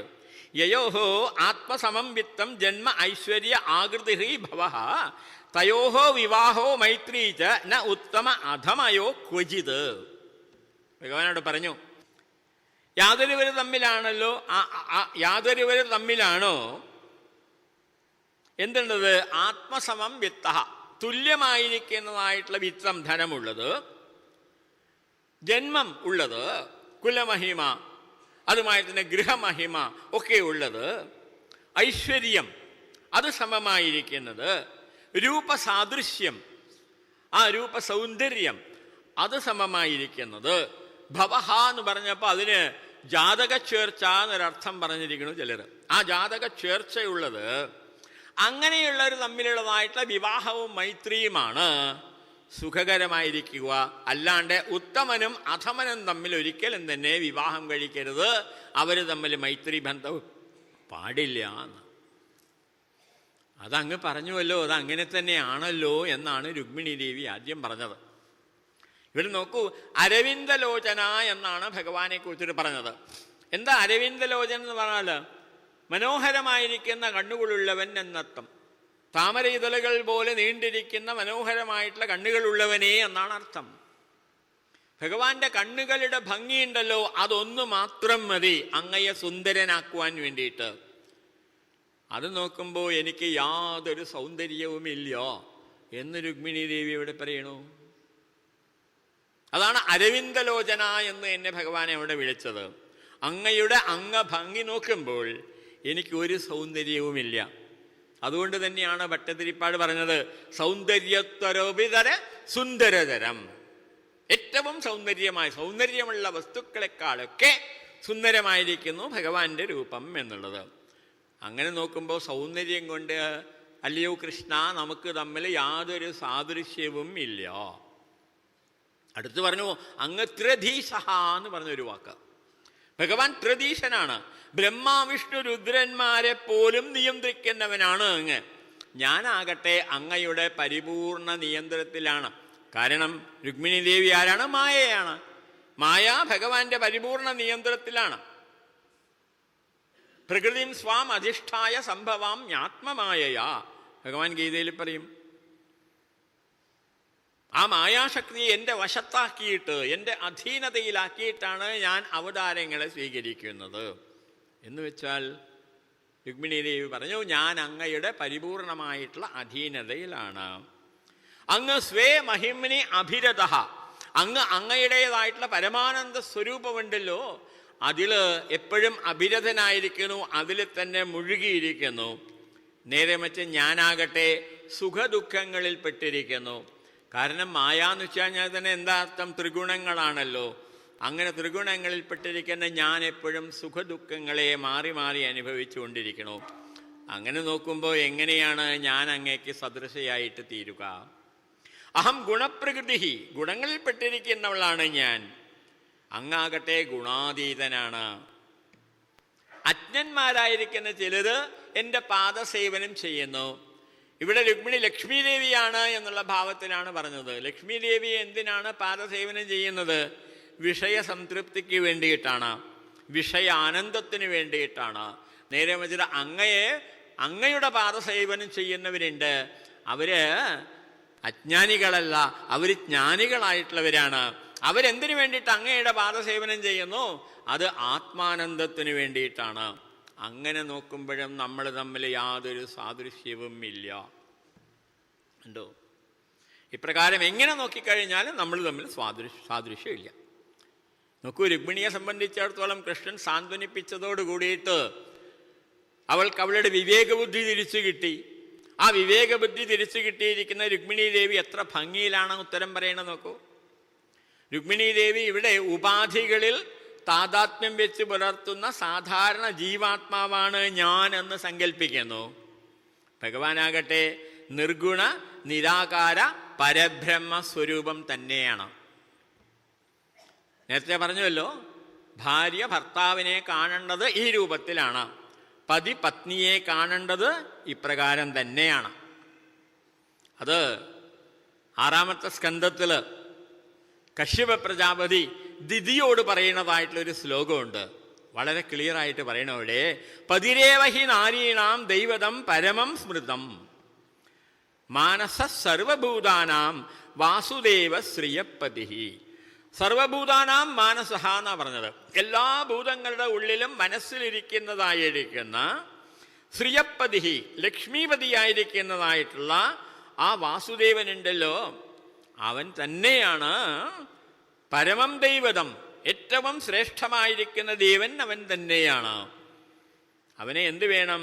പതിരേവഹി നാരീണാം സ്മൃതം, അവൻ തന്നെയാണ് എല്ലാ സ്ത്രീകളുടെയും പതി എന്ന് സ്മൃതം, സ്മരിക്കപ്പെടേണ്ടതാണ്, അറിയപ്പെടേണ്ടതാണ് എന്നർത്ഥം അവിടെ. അതുകൊണ്ടാണ് പറഞ്ഞത് പത്നി പതിയെ കാണേണ്ടത് ഈ ഭാവത്തിലാണ്, പരമാത്മാ എന്നുള്ളതായിട്ടുള്ള ഭാവത്തിൽ. അടുത്ത ശ്ലോകത്തിൽ പറയണോ, സത്യം ദയാരിവ ഗുണേഭ്യ ഉരുക്രമാന്ത ശേദേ സമുദ്ര ഉപലംബനമത്ര ആത്മാ നിത്യം കദിന്ദ്രിയഗണൈ കൃത വിഗ്രഹസ്ത്വം ത്വത്സേവകൈർ നൃപപദം വിദുധം തമോന്തം. ഭഗവാൻ നേരത്തെ പറഞ്ഞു 11ാമത്തെ ശ്ലോകത്തിൽ പ്രത്യേകിച്ച്, രാജേഭ്യോ ബിഭ്രത ശുഭ്രു സമുദ്രം ശരണം ഗതാൻ ബലവദ്ഭികൃതദ്വേഷാൻ പ്രായസ്തക്ത നൃപാസനാൻ എന്നാണ് പറഞ്ഞത്. രാജേഭ്യോ ബിഭ്യത, രാജാക്കന്മാരെ ഭയപ്പെട്ടിട്ട് സമുദ്രം ശരണം ഗതാൻ, ഞാൻ സമുദ്രത്തെ ശരണം പ്രാപിച്ചിരിക്കുന്നു. ബലവദ്ഭിഹി രാജേഭ്യ കൃതദ്വേഷാൻ, ബലവാന്മാരായിട്ടുള്ള രാജാക്കന്മാരോട് ഞാൻ വിഗ്രഹം ചെയ്തിരിക്കണു, ഞാൻ ദേഷ്യം വെച്ച് പുലർത്തിക്കൊണ്ടിരിക്കണു. മാത്രമല്ല ത്യക്ത നൃപാസനാൻ, രാജസിംഹാസനത്തെ ഞാൻ ഉപേക്ഷിച്ചിരിക്കുന്നു എന്നാണ് പറഞ്ഞത്. രാജ എന്ന വാക്കിന് നിരുക്തം നമ്മൾ നോക്കുകയാണെങ്കിൽ പറഞ്ഞു തരണു, രാജാ പ്രകൃതിരഞ്ജനാത് എന്നൊരു നിരുക്തം. രണ്ടാമത്തത് രാജസീകം കാര്യം കുരുതേ. ഇത് രണ്ടും സൂചിപ്പിക്കുന്നത് രജോ ഗുണത്തെയാണ്. രജോ ഗുണം എന്ന് വെച്ച് കഴിഞ്ഞാൽ മറ്റു രണ്ട് ഗുണങ്ങളും കൂടെ ഉണ്ടാവും. അപ്പൊ ത്രിഗുണങ്ങളെയാണ് അവിടെ സൂചിപ്പിക്കുന്നത്. ഭഗവാൻ ആരാണ്? ത്രിഗുണാതീതൻ എന്ന് നേരത്തെ പറഞ്ഞു. ത്രിഗുണാതീതൻ മാത്രമല്ല, ഭഗവാൻ ഏകനാണ്. അതിനാൽ തന്നെ ഭഗവാൻ നിർഭയനാണ്. ദ്വിതീയാദ്വൈ ഭയം ഭവതി, രണ്ടുണ്ടെങ്കിലേ ഭയമുള്ളൂ. ഭഗവാൻ ഒറ്റയ്ക്കാണ്, അതുകൊണ്ട് യാതൊരു ഭയവുമില്ല. അതുകൊണ്ട് ഹേ ഭഗവാനെ, അങ്ങ് സമുദ്രത്തിൽ ഒളിച്ചു എന്ന് പറഞ്ഞത് ശരിയാണ്. പക്ഷേ രാജാക്കന്മാരെ ഭയന്നിട്ടല്ല, ഗുണികൾക്ക് കാണാൻ പറ്റാത്തവനാണ് അങ്ങ്. ഗുണികൾ എന്ന് വെച്ചാൽ ത്രിഗുണങ്ങൾ വെച്ചുകൊണ്ടിരിക്കുന്നവര്. ത്രിഗുണങ്ങൾ വെച്ചുകൊണ്ടിരിക്കുന്നവന് ഒരിക്കലും തന്നെ ഹേ ഭഗവാനെ അങ്ങയെ കാണാൻ സാധിക്കില്ല, അനുഭവിക്കാൻ സാധിക്കില്ല. ഗുണാനേതാൻ അദിത്യത്രീൻ ദേഹി ദേഹസമുദ്ഭവാൻ ജന്മ മൃത്യു ജരാ ദുഃഖൈഹി വിമുക്ത അമൃതം അശ്നുതേ എന്ന് ഭഗവത്ഗീതയില്. ഏതാൻ ത്രീൻ ഗുണാൻ അതീത്യ, ഈ 3 ഗുണങ്ങളെ അതിക്രമിച്ച് കടന്നു പോയിട്ട് വേണം ഗുണാതീതനായിരിക്കുന്ന ഭഗവാനെ പ്രാപിക്കാൻ. എന്തുകൊണ്ടാണ് ഇപ്പൊ നമുക്ക് ഭഗവാനെ പ്രാപിക്കാൻ പറ്റാത്തത് എന്നിപ്പോ നമുക്ക് മനസ്സിലായി. എന്താണ്? നമ്മളൊക്കെ 3 ഗുണങ്ങൾ ഉള്ളവരാണ്. ഈ 3 ഗുണങ്ങളെ കടന്നു പോയാലേ ഭഗവാനെ പ്രാപിക്കാൻ സാധിക്കുള്ളൂ. അപ്പൊ നമ്മൾ എന്തിനാ ശ്രമിക്കുന്നത്? 3 ഗുണങ്ങളെ കടന്നു പോകാൻ വേണ്ടിയിട്ടാണ്. ഭഗവത്ഗീത 14ാം അധ്യായത്തിലെ വിഷയം അതാണ്. 3 ഗുണങ്ങൾ എങ്ങനെയിരിക്കുന്നു, എന്തൊക്കെ ചെയ്യുന്നു, അതിൻ്റെ ഇൻഫ്ലുവൻസ് എന്താണ്, സ്വാധീനം എന്താണ്, അതിനെ എങ്ങനെ നമുക്ക് മറികടക്കാം എന്നൊക്കെയാണ് ഭഗവാൻ വിശദമായിട്ട് അതിൽ പറഞ്ഞു തരുന്നത്. ഗുണികൾക്ക് അങ്ങയെ കാണാൻ പറ്റില്ല. അപ്പൊ അങ്ങ് എവിടെയാ ഒളിച്ചിരുന്നത്? അവരുടെ ഹൃദയ ഗുഹയിൽ ഒളിച്ചിരിക്കുന്നു. അവരുടെ ഹൃദയ ഗുഹ എങ്ങനെയിരിക്കുന്നു? സമുദ്രതുല്യമായിരിക്കുന്നു. അതാണ് സമുദ്രം ഗതാൻ എന്ന് പറഞ്ഞത്. സമുദ്രം ശരണം ഗതാൻ എന്ന് പറയാനുള്ള കാരണം അതാണ്. സമുദ്രം പോലെയല്ലേ നമ്മുടെ ഓരോരുത്തരുടെയും അന്ധക്കരണം ഒന്ന് ആലോചിച്ച് നോക്കൂ. എന്തൊക്കെയാണ് അതിലുള്ളത് നമുക്ക് പറയാൻ പറ്റില്ല. അത്ര അഗാധമാണത്, അപാരമാണത്. അതുകൊണ്ട് തന്നെ അത് സമുദ്ര തുല്യമാണ്. അങ്ങനെ സമുദ്ര തുല്യമായിരിക്കുന്ന അവിടെയാണ് ഭഗവാൻ ഒളിച്ചിരിക്കുന്നത്. നമ്മുടെ ഉള്ളിൽ തന്നെ ഒളിച്ചിരിക്കുന്നു. അതുകൊണ്ടാണ് ഭഗവാനെ കണ്ടെത്താൻ ഇത്രയും വിഷമം. പുറമേ ആണെന്നുണ്ടെങ്കിൽ പെട്ടെന്ന് നമുക്ക് കണ്ടെത്താമായിരുന്നു. അപ്പൊ രജോ ഗുണ സംഭവങ്ങളായിട്ടുള്ള ഇന്ദ്രിയങ്ങളോട് ഭഗവാൻ എപ്പോഴും എന്താണ്? ശത്രുതയാണ്. അതുകൊണ്ടാണ് പറഞ്ഞത് ത്വം കദിന്ദ്രിയ ഗണൈഹി വിഗ്രഹകൃത. കദിന്ദ്രിയ ഗണൈഹി, ഇന്ദ്രിയ ഗണങ്ങൾ കത് എന്നാണ് പറഞ്ഞത്. കത് എന്നുള്ളതായിട്ടുള്ള അവ്യയം സൂചിപ്പിക്കുന്നത് ചീത്ത, നിരർത്ഥകം, ദോഷം എന്നൊക്കെയാണ്. ഇന്ദ്രിയങ്ങൾ ചീത്തയാണല്ലോ, കാരണം നമ്മളെ ചീത്ത പ്രവൃത്തികളിലേക്ക് പ്രേരിപ്പിക്കുന്നു, നമ്മളെ ദുഃഖത്തിലേക്ക് കൊണ്ടുപോകുന്നു. ഇന്ദ്രിയ അനുഭവങ്ങളൊക്കെ തന്നെ നിരർത്ഥകങ്ങളാണ്, ഇന്ദ്രിയ അനുഭവങ്ങളൊക്കെ തന്നെ ദോഷമാണ്. അതുകൊണ്ടാണ് കതിന്ദ്രിയ ഗണൈഹി എന്ന് പറഞ്ഞത്. അതിനോട് അങ്ങ് എപ്പോഴും യുദ്ധം പ്രഖ്യാപിച്ചിരിക്കണോ. അവര് ഇന്ദ്രിയങ്ങൾ എങ്ങനെയിരിക്കുന്നു? ബലവദ്ഭിഹി എന്നാണ് പറഞ്ഞത്. പ്രമാധീനി എന്നാണ് ഭഗവാൻ പറയുന്നത്. ഇന്ദ്രിയാണി പ്രമാധീനി ഹരന്തി പ്രസഭം മനഃ. പ്രമാധിനി ഉണ്ടോ, നമ്മുടെ മനസ്സിനെ പ്രമഥനം ചെയ്യുന്നതായിട്ടുള്ള ബലാത്കാരമായിട്ട് പ്രമഥനം ചെയ്തുകൊണ്ടിരിക്കുന്ന അല്ലേ, അതാണ് പ്രമാധീനി എന്നുള്ളതിൻ്റെ അർത്ഥം. അപ്പൊ ഇന്ദ്രിയങ്ങള് നേരത്തെ പറഞ്ഞ മാതിരി രാജേഭ്യോ എന്ന് പറഞ്ഞ മാതിരി ബലവദ്ഭിഹി എന്ന് വന്നു. ബലവത്തായിട്ടുള്ള രാജാക്കന്മാരാണ് നമ്മുടെ ഇന്ദ്രിയങ്ങൾ തന്നെയാണ്. അതിനോട് ഭഗവാൻ എപ്പോഴും ദേഷ്യം തന്നെയാണ്. അങ്ങയുടെ സേവകന്മാരായിരിക്കുന്ന പ്രഹ്ലാദാദി പ്രിയവ്രതന്മാർ പോലും രാജ്യസിംഹാസനത്തെ ഉപേക്ഷിച്ചവരാണ്. നൃപപദം വിദുധം എന്ന് പറഞ്ഞു അവിടെ. അതുകൊണ്ട് അങ്ങയുടെ കാര്യം പിന്നെ ചോദിക്കാനുണ്ടോ എന്നാണ് ചോദിച്ചത്. അതിനും കാരണം പറയാം നമുക്ക്. രാജാധികാരം ദുഷിപ്പിക്കുന്നു എന്നാണ്. പവർ കറപ്റ്റ്സ് എന്ന് ഇംഗ്ലീഷിലൊരു ചൊല്ലുണ്ട്. രാജാധികാരം ദുഷിപ്പിക്കും നമ്മളെ എന്നർത്ഥം. കാരണം അത് ദ്വൈതമാണ്, അത് ബന്ധനമാണ്. അത് ഇവിടെ രുക്മിണി ദേവി പറഞ്ഞത് തമോന്ധം എന്നാണ് പറഞ്ഞത്. തമസ്സാണ്. ഭഗവാൻ തമസ്സല്ല. ഭഗവാൻ ആരാണ്? ചൈതന്യമാണ്. ആ ചൈതന്യമാണ് കാണിക്കാൻ വേണ്ടിയിട്ടാണ് രുക്മിണി ദേവി പറഞ്ഞത് ഉപലംബന മാത്രം എന്ന് പറഞ്ഞത്. ഉപലംബന മാത്രം എന്ന് വെച്ചാൽ ചൈതന്യ സ്വരൂപിയായിരിക്കുന്ന അങ്ങയെ ധ്യാനത്തിൽ കൂടിയിട്ട് കണ്ടെത്താൻ സാധിക്കുന്നു. അതാണ് ഉപലംബന മാത്രം എന്ന് പറഞ്ഞത്. ധ്യാന വിഷയമാണ് അങ്ങ്. ഏകമേവ അദ്വിതീയം ബ്രഹ്മ എന്നുള്ളതായിട്ടുള്ള പരമാത്മ സ്വരൂപം. അപ്രകാരം ഇരിക്കുന്നതായിട്ടുള്ള അങ്ങയുടെ പാദപദ്മങ്ങളെ മുനിമാര് എപ്പോഴും ഇഷ്ടപ്പെട്ടുകൊണ്ടിരിക്കണോ, അതിൽ തന്നെ രമിച്ചുകൊണ്ടിരിക്കണോ എന്നടുത്ത ശ്ലോകം. ത്വത്പാദപദ്മ മകരന്ദജുഷാം മുനീനാം വർത്മാസ്ഫുടം നൃപശുഭിർ നനു ദുർവിഭാവ്യം യസ്മാത് അലൗകികമിവേഹിതമീശ്വരസ്യ ഭൂമൻ തവ ഈഹിതമഥോ അനുയേ ഭവന്തം എന്ന് 35-ാമത്തെ ശ്ലോകം. അങ്ങയെ സേവിക്കുന്നതായിട്ടുള്ള മുനിമാര് അവര് അസ്പഷ്ടവർമ്മ, സ്പഷ്ടമല്ലാത്തതായിട്ടുള്ള മാർഗത്തിൽ കൂടിയിട്ട് സഞ്ചരിക്കുന്നവരാണ്. കാരണം അസ്പഷ്ടവർമാവായിരിക്കുന്ന അങ്ങയിലെത്താൻ അസ്പഷ്ടമായിരിക്കുന്ന മാർഗങ്ങളിൽ കൂടിയേ സഞ്ചരിക്കാൻ പറ്റുള്ളൂ. എന്തുകൊണ്ട് അസ്പഷ്ടമായി തീർന്നു? ഇന്ദ്രിയാതീതനാണ്, ട്രാൻസെൻഡന്റൽ എന്ന് പറയുന്നു. മനസ്സും വാക്കും അവിടെ എത്തിക്കഴിഞ്ഞാൽ തിരിച്ചു വരുന്നു എന്ന് വെച്ചാൽ മനസ്സിനും അതുമായി തന്നെ ഇന്ദ്രിയങ്ങൾക്കും എല്ലാം തന്നെ അപ്പുറത്തിരിക്കുന്നതായിട്ടുള്ള ഭഗവത് സ്വരൂപം. അത് നമ്മുടെ ഇന്ദ്രിയങ്ങൾക്ക് അവ്യക്തമാണ്. അതുകൊണ്ട് ഭഗവാൻ അവ്യക്തൻ. ആ അവ്യക്തനായിരിക്കുന്ന ഭഗവാനിൽ എത്താൻ നമ്മൾ ഏത് മാർഗത്തിൽ കൂടിയിട്ടാണ് പോകേണ്ടത്? അവ്യക്തമായിരിക്കുന്ന മാർഗത്തിൽ കൂടിയിട്ട് വേണം സഞ്ചരിക്കാൻ എന്ന് വെച്ച് കഴിഞ്ഞാൽ ഇന്ദ്രിയാതീതമായിട്ടുള്ള മാർഗമാണ് നമ്മൾ തിരഞ്ഞെടുക്കേണ്ടത് എന്നർത്ഥം.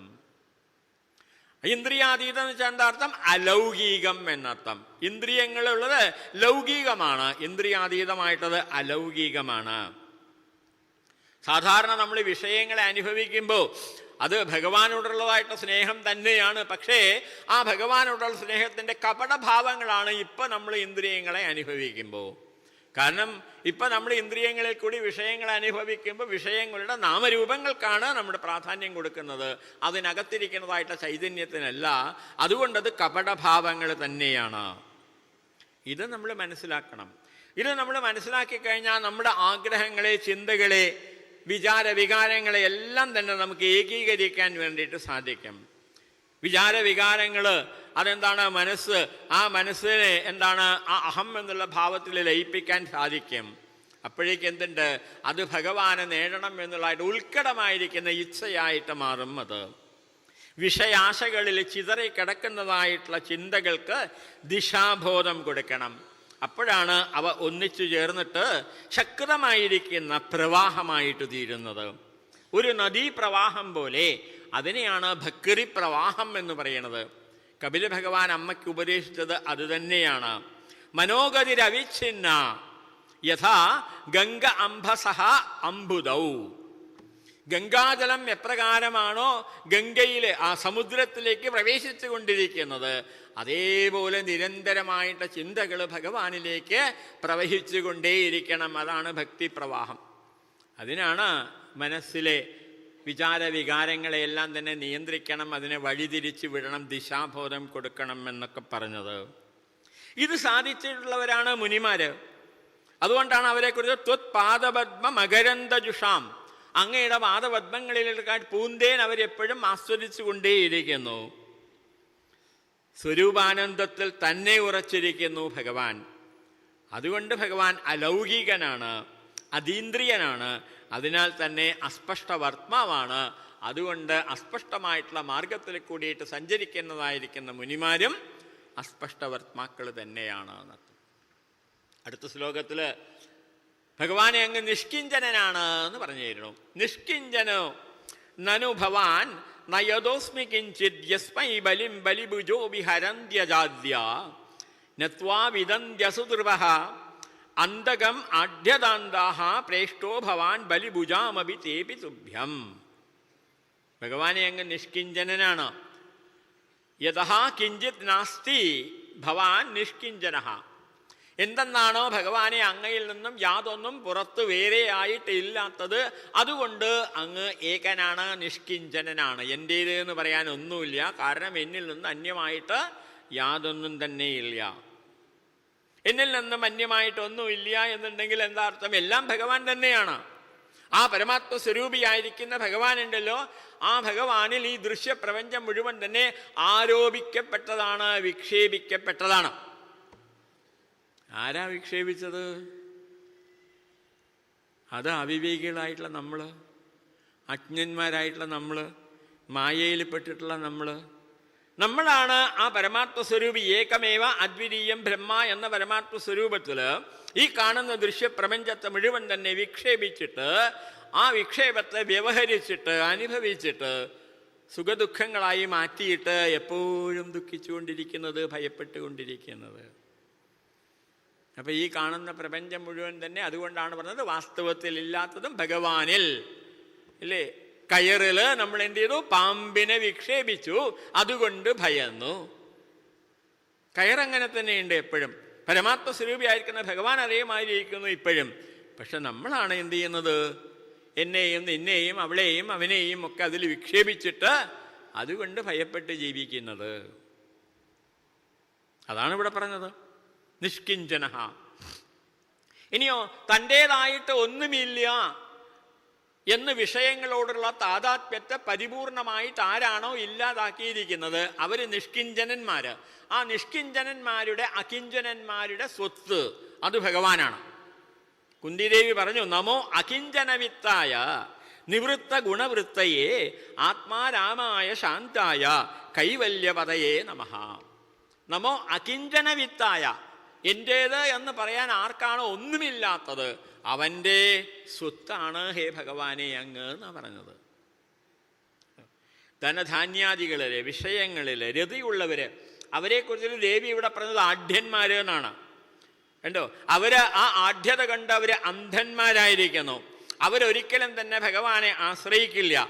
അവരെപ്പോഴെങ്കിലും ഭഗവാനെ വിളിച്ചു കഴിഞ്ഞാൽ അത് ഭഗവാന് വേണ്ടിയിട്ടല്ല അവർ വിളിക്കുന്നത്, വിഷയ സംതൃപ്തിക്ക് വേണ്ടിയിട്ടാണ്. നാരായണൻ അവർ വിളിക്കുന്നത് നാരായണന് വേണ്ടിയിട്ടല്ല, ലക്ഷ്മിക്ക് വേണ്ടിയിട്ടാണ്. കാരണം നാരായണന്റെ കൂടെ ലക്ഷ്മിയും വരും.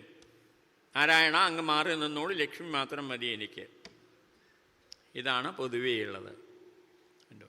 അപ്പൊ അവരൊരിക്കലും തന്നെ വിളിക്കില്ല. അതുകൊണ്ടാണ് പറഞ്ഞത് ആഢ്യന്മാര് അവർ അന്ധന്മാരാണ് എന്ന് പറഞ്ഞത്. വിഷയങ്ങളെ ഇല്ലാതാക്കുന്ന കാലസ്വരൂപനാണ് അങ്ങ് എന്ന് അവരറിയുന്നില്ല. അല്ലേ? ത്വം അന്തകം ന വിദന്തി എന്നാണ് പറഞ്ഞത്. ഈ വിഷയങ്ങളൊക്കെ എങ്ങനെയാണ് ഇല്ലാതാവുന്നത്? നമ്മുടെ കയ്യിൽ നിന്ന് നഷ്ടപ്പെട്ടു പോകുന്നു, നശിച്ചു പോകുന്നു. എങ്ങനെയാണ്? കാലം കൊണ്ടാണ്. ആരാണ് കാലസ്വരൂപിയായിരിക്കുന്നത്? കാലസ്വരൂപിയായിരിക്കുന്നതും ഭഗവാനാണ്. ആഢ്യന്മാരായിട്ടുള്ളവർ അന്ധന്മാരാണ്. അതുകൊണ്ട് അവര് അങ്ങയെ കാലസ്വരൂപിയാണ് എന്ന് മനസ്സിലാക്കുന്നില്ല. അവര് അസുതൃപ്ത. അസുതൃപ്ത എന്ന് വെച്ചാൽ വിഷയങ്ങളിൽ മാത്രം തൃപ്തിയെ കാണുന്നവരാണ്. അങ്ങല്ലാതെ വേറെ ആശ്രയമേ ഇല്ല എന്നറിഞ്ഞ ബ്രഹ്മാദികൾ പോലും അങ്ങയെ ശ്രേഷ്ഠനായിട്ടാണ് കരുതുന്നത്. അങ്ങയാൽ നൽകപ്പെടുന്ന ഐശ്വര്യം മാത്രമേയുള്ളൂ അവർക്ക്, അവരുടേതായിട്ട് ഒന്നും തന്നെയില്ല. അതുകൊണ്ട് ഹേ ഭഗവാനെ, അങ്ങയുടെ സേവകന്മാര് മാത്രമാണ് ത്രിമൂർത്തികളായിട്ടുള്ളവരെല്ലാവരും. അടുത്ത് പറഞ്ഞു, ത്വംവൈ സമസ്ത പുരുഷാർത്ഥമയ ഫലാത്മാ. 37-ാമത്തെ ശ്ലോകം. യത് വാഞ്ചയാ സുമതയോ വിസൃജന്തി കൃഷ്ണം തേഷാം വിഭോ സമുചിതോ ഭവത സമാജഃ പുംസസ്ത്രീയാശ്ചരതയോ സുഖദുഃഖിനോർനഃ. അങ്ങ് തന്നെയാണ് സകല പുരുഷാർത്ഥ സ്വരൂപമായിരിക്കുന്ന ആനന്ദപ്രാപ്തിയായിരിക്കുന്നത്. വിവേകികള് സുമതയ എന്ന് പറഞ്ഞു ഇവിടെ. അവരെന്ത് ചെയ്തു? കൃഷ്ണം വിസൃജന്തി, അവരുടെ കയ്യിലുള്ള എല്ലാറ്റിനെയും അവർ ഉപേക്ഷിക്കുന്നു. എന്നിട്ട് മോക്ഷസ്വരൂപിയായിരിക്കുന്ന അങ്ങയെ സ്വീകരിക്കുന്നു. അങ്ങനെയുള്ള സുമതയ, ആ വിവേകികളെ സംബന്ധിച്ചിടത്തോളം ഭവത സമാജ സമുചിത, അങ്ങയുമായിരിക്കുന്ന ചേർച്ച സമുചിതം തന്നെയാണ്. അതാണ് തേഷാം വിഭോ സമുചിത ഭവത സമാജ എന്ന് പറഞ്ഞത്. നേരെ മറിച്ചിടോ, വിഷയ അനുഭവങ്ങളിൽ മാത്രം രതിയുള്ളതായിട്ട് സ്ത്രീ പുരുഷന്മാരെ സംബന്ധിച്ചിടത്തോളം അങ്ങയുമായിട്ട്, അങ്ങാരാണ്? ആത്മസ്വരൂപമാണ്, ആനന്ദസ്വരൂപമാണ്. അങ്ങയുമായിട്ട് യാതൊരു ബന്ധവുമില്ല. കാരണം അവർ വിഷയാനന്ദത്തിൽ തന്നെ മുഴുകിയിരിക്കുന്നു. അവർക്ക് ആത്മാനന്ദം എന്ന് വേറൊന്നുണ്ട് എന്ന് പോലും അവർ അറിയുന്നില്ല. അതുകൊണ്ട് അങ്ങയായിട്ട് യാതൊരു ബന്ധവുമില്ല എന്ന് പറഞ്ഞു. തികച്ചും അവർക്ക് ലൗകികമായിട്ടുള്ള ദൃഷ്ടിയാണ്. ലൗകിക ദൃഷ്ടി വിഷയാനന്ദമാണ്, അലൗകിക ദൃഷ്ടിയാണ് എന്ത്? ആത്മാനന്ദം. അടുത്ത ശ്ലോകത്തിൽ പറഞ്ഞു, ത്വം ന്യസ്തദണ്ഡ മുനിഭിർഗതിദാനുഭാവഃ ആത്മാത്വദശ്ച ജഗദാമിതി മേ വൃതൂസി ഹിത്വാ ഭവദ്ഭ്രുവ ഉദീരിത കാലവേഗ ദ്വസ്ത്വാശിഷോ അബ്ജഭവനാകപദീൻ കുതോന്യഃ. ന്യസ്തദണ്ഡ മുനിഹി ഗതിത അനുഭാവഃ എന്നാണ് ഭഗവാനെ കുറിച്ച് പറഞ്ഞത്. മുനിമാര് അങ്ങയെക്കുറിച്ചിട്ട് ഒരുപാട് കീർത്തിക്കുന്നുണ്ട് എന്നാണ്. ഭഗവാൻ നേരത്തെ പറഞ്ഞു ഭിക്ഷുഭി ശ്ലാഘിത മുദ എന്നാണ് പറഞ്ഞത്. ഭിക്ഷുക്കൾ വെറുതെ എന്തൊക്കെയോ സ്തുതിക്കണമെന്നാണ് പറഞ്ഞത്. മുദ എന്ന് വെച്ചാൽ വാക്കിൻ്റെ അർത്ഥം വെറുതെ എന്നാണ് അർത്ഥം, ഒരർത്ഥവുമില്ലാതെ എന്നൊക്കെയാണ് അർത്ഥം. അതങ്ങ് പറഞ്ഞത് ശരിയല്ല. കാരണം അവരെ എല്ലാം അറിഞ്ഞവനാണ്. മുദ എന്ന് വെച്ചാൽ വ്യർത്ഥം എന്നുള്ള അർത്ഥം പറഞ്ഞു അല്ലേ? അവർ വ്യർത്ഥമായിട്ടല്ല അങ്ങനെ സ്തുതിക്കുന്നത്. കാരണം അങ്ങ് ഭഗവത്ഗീതയിൽ എന്താ ഉപദേശിച്ചത്? സർവധർമാൻ പരിത്യജ്യ മാമേകം ശരണം വ്രജ എന്നല്ലേ? അത് അക്ഷരാർത്ഥത്തില് തങ്ങളുടെ ജീവിതത്തിൽ പകർത്തിയവരാണ് മുനിമാര്. അപ്പൊ എൻ്റെതായിട്ടൊന്നുമില്ല, ഞാൻ എല്ലാറ്റിനെയും ഉപേക്ഷിച്ചിരിക്കണു എന്ന് വെച്ചു കഴിഞ്ഞാൽ അവർ പറയുന്നതായിട്ടുള്ള വാക്കുകൾ എന്തായിരിക്കും? അവരുടെ ഉള്ളിൽ അവരെ നിരന്തരമായിട്ട് അനുഭവിച്ചു കൊണ്ടിരിക്കുന്നതായിട്ടുള്ള ആ ആത്മാനന്ദത്തെ കുറിച്ചിട്ടായിരിക്കും. വേറൊന്നും അവർക്ക് പറയാനില്ല. അവർ പറയുന്നതായിട്ടുള്ള ആത്മാനന്ദം അത് മുദ എന്ന് പറയാൻ പറ്റുമോ? അത് നിരർത്ഥകമാണോ? അതല്ലേ സാർത്ഥകമായിട്ടുള്ളത്? അതല്ലേ പറയേണ്ടിയിരിക്കുന്നത്? കണ്ടോ? അപ്രകാരം അങ്ങയുടെ ഉപദേശം അവർ സ്വീകരിച്ചു, അങ്ങയെ മാത്രം അവർ ആശ്രയിച്ചിരിക്കണോ. അതുകൊണ്ട് അവരുടെ അധികാര ഛിന്നമായിരിക്കുന്ന ദണ്ഡ് പോലും ഉപേക്ഷിച്ചിരിക്കണു. അതാണ് ന്യസ്തദണ്ഡ എന്ന് പറഞ്ഞത് അവിടെ. അതായത് വിഷയ അനുഭവങ്ങൾ തുച്ഛങ്ങളാണ് എന്ന് മനസ്സിലാക്കിയിട്ട് തുച്ഛങ്ങളായിരിക്കുന്ന വിഷയങ്ങളെ, അനുഭവങ്ങളെ മുഴുവൻ തന്നെ അവർ ത്യജിച്ചു. എന്നിട്ട് അമൂല്യനായിരിക്കുന്ന അങ്ങയെ അവർ വരിച്ചിരിക്കുന്നു. അതുകൊണ്ട് അങ്ങാകുന്നതായിട്ടുള്ള വാക്കുകൾക്കപ്പുറത്തിരിക്കുന്ന അങ്ങയുടെ സ്വരൂപത്തെയാണ് അവരെപ്പോഴും അനുഭവിച്ചു കൊണ്ടിരിക്കുന്നത്. ആ പരമാനന്ദത്തെയാണ് അവർ വാക്കുകളിൽ കൂടിയിട്ട് സ്തുതിക്കുന്നത്. അതാണ് ഗതിത അനുഭവ എന്ന് പറഞ്ഞത്. ദൃശ്യപ്രപഞ്ചത്തിലെ സകലതും കാലം കൊണ്ട് നശിക്കുന്നതാണ്. നേരത്തെ പറഞ്ഞു കാലസ്വരൂപിയാണ് അങ്ങ് എന്ന് അവരറിയുന്നില്ല എന്ന് പറഞ്ഞു. ഇവിടെ കൃത്യമായിട്ട് പറഞ്ഞു കൊടുത്തു, ഭവദ്ഭ്രുവ ഉദീരിത കാലവേഗധ്വസ്ത ആശിഷ. ഹേ ഭഗവാനെ, അങ്ങയുടെ പുരികക്കൊടികളുടേതായിട്ടുള്ള ചലനമുണ്ടല്ലോ, അത് കാലത്തിൻ്റെ വേഗമാണ്. അതുകൊണ്ട് അവരുടെ എല്ലാ ആശിസ്സുകളും, അവരുടെ അടുത്തുള്ളതായിട്ടുള്ള എല്ലാ സ്വത്തുക്കളും സമ്പത്തുക്കളും എല്ലാ വിഷയങ്ങളും നശിപ്പിക്കപ്പെടുന്നു. കാരണം എപ്പോഴാണോ വിഷയചിന്തയില്ലാത്തത് അപ്പോഴേ ഭഗവത് ചിന്തയുള്ളൂ. ഭഗവാനെ വേണമെന്നുണ്ടെങ്കിൽ നമ്മൾ പരിപൂർണമായിട്ട് വിഷയങ്ങളെ വിട്ടുകളയണം. ആനപ്പുറത്ത് കയറണമെന്നുണ്ടെങ്കിൽ എന്ത് വേണം? അച്ഛൻ്റെ കൈ വിടണം. അച്ഛൻ്റെ കൈ പിടിച്ചുകൊണ്ട് ആനപ്പുറത്ത് കയറാൻ പറ്റില്ല.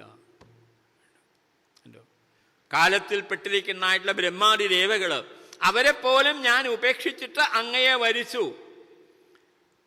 രുക്മിണി ദേവി ഇവിടെ പറഞ്ഞു, കാലത്തിൽപ്പെട്ടിട്ടുള്ള ബ്രഹ്മാദി ദേവകളെപ്പോലും ഉപേക്ഷിച്ച് ഞാൻ അങ്ങയെ വരിച്ചു എന്ന് വെച്ചാൽ എന്താ അർത്ഥം? ഒന്നും അറിയാത്തത് കൊണ്ടാണോ? എനിക്ക് ഈ ദീർഘദൃഷ്ടി ഇല്ലാത്തത് കൊണ്ടാണോ? എനിക്ക് ഈ ദീർഘദൃഷ്ടി ഉള്ളത് കൊണ്ടാണ്. ദീർഘദൃഷ്ടി എന്ന് പറഞ്ഞാൽ പോരാ ഭഗവാനെ, കാലാതീത ദൃഷ്ടി. കാലത്തിന് അതീതമായിട്ട് ചിന്തിച്ചാലല്ലേ കാലം കൊണ്ട് ഇതൊക്കെ ഇല്ലാതാവുള്ളൂ എന്ന് മനസ്സിലാവുള്ളൂ.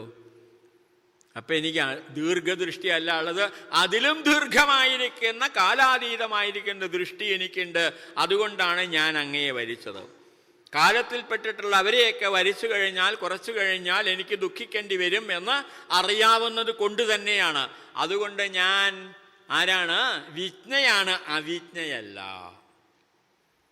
നേരത്തെ 2 ദോഷങ്ങളാണല്ലോ ഭഗവാൻ പറഞ്ഞത് അല്ലേ? അജ്ഞാനിത്വവും അദീർഘത്വവും. ഈ അജ്ഞാനിത്വവും അദീർഘത്വവും രണ്ടും ഇവിടെ ഈ ശ്ലോകത്തിൽ കൂടിയിട്ട് രുക്മിണി ദേവി പരിഹരിച്ചു. ഏതത് അവിജ്ഞായ അദീർഘ സമീക്ഷയാ ത്വയാ വയം വൃതാഹ എന്നാണ് ഭഗവാൻ പറഞ്ഞത് 15ാമത്തെ ശ്ലോകത്തിൽ. അത് രണ്ടും ശരിയല്ല എന്ന് രുക്മിണി ദേവി ഇവിടെ പറഞ്ഞു. കാരണം ഞാൻ അറിഞ്ഞിട്ട് തന്നെയാണ്, രണ്ടാമത് എനിക്ക് ദീർഘദൃഷ്ടിയുള്ളത് കൊണ്ടുമാണ്. അതുകൊണ്ട് തന്നെ അടുത്ത ശ്ലോകത്തിൽ പറഞ്ഞു, ജാഡ്യം വജസ്തവ. ഹേ ഭഗവാനെ, അങ്ങയുടെ വാക്കുകൾ ജാഡ്യം തന്നെയാണ്. കണ്ടോ? എന്ത്?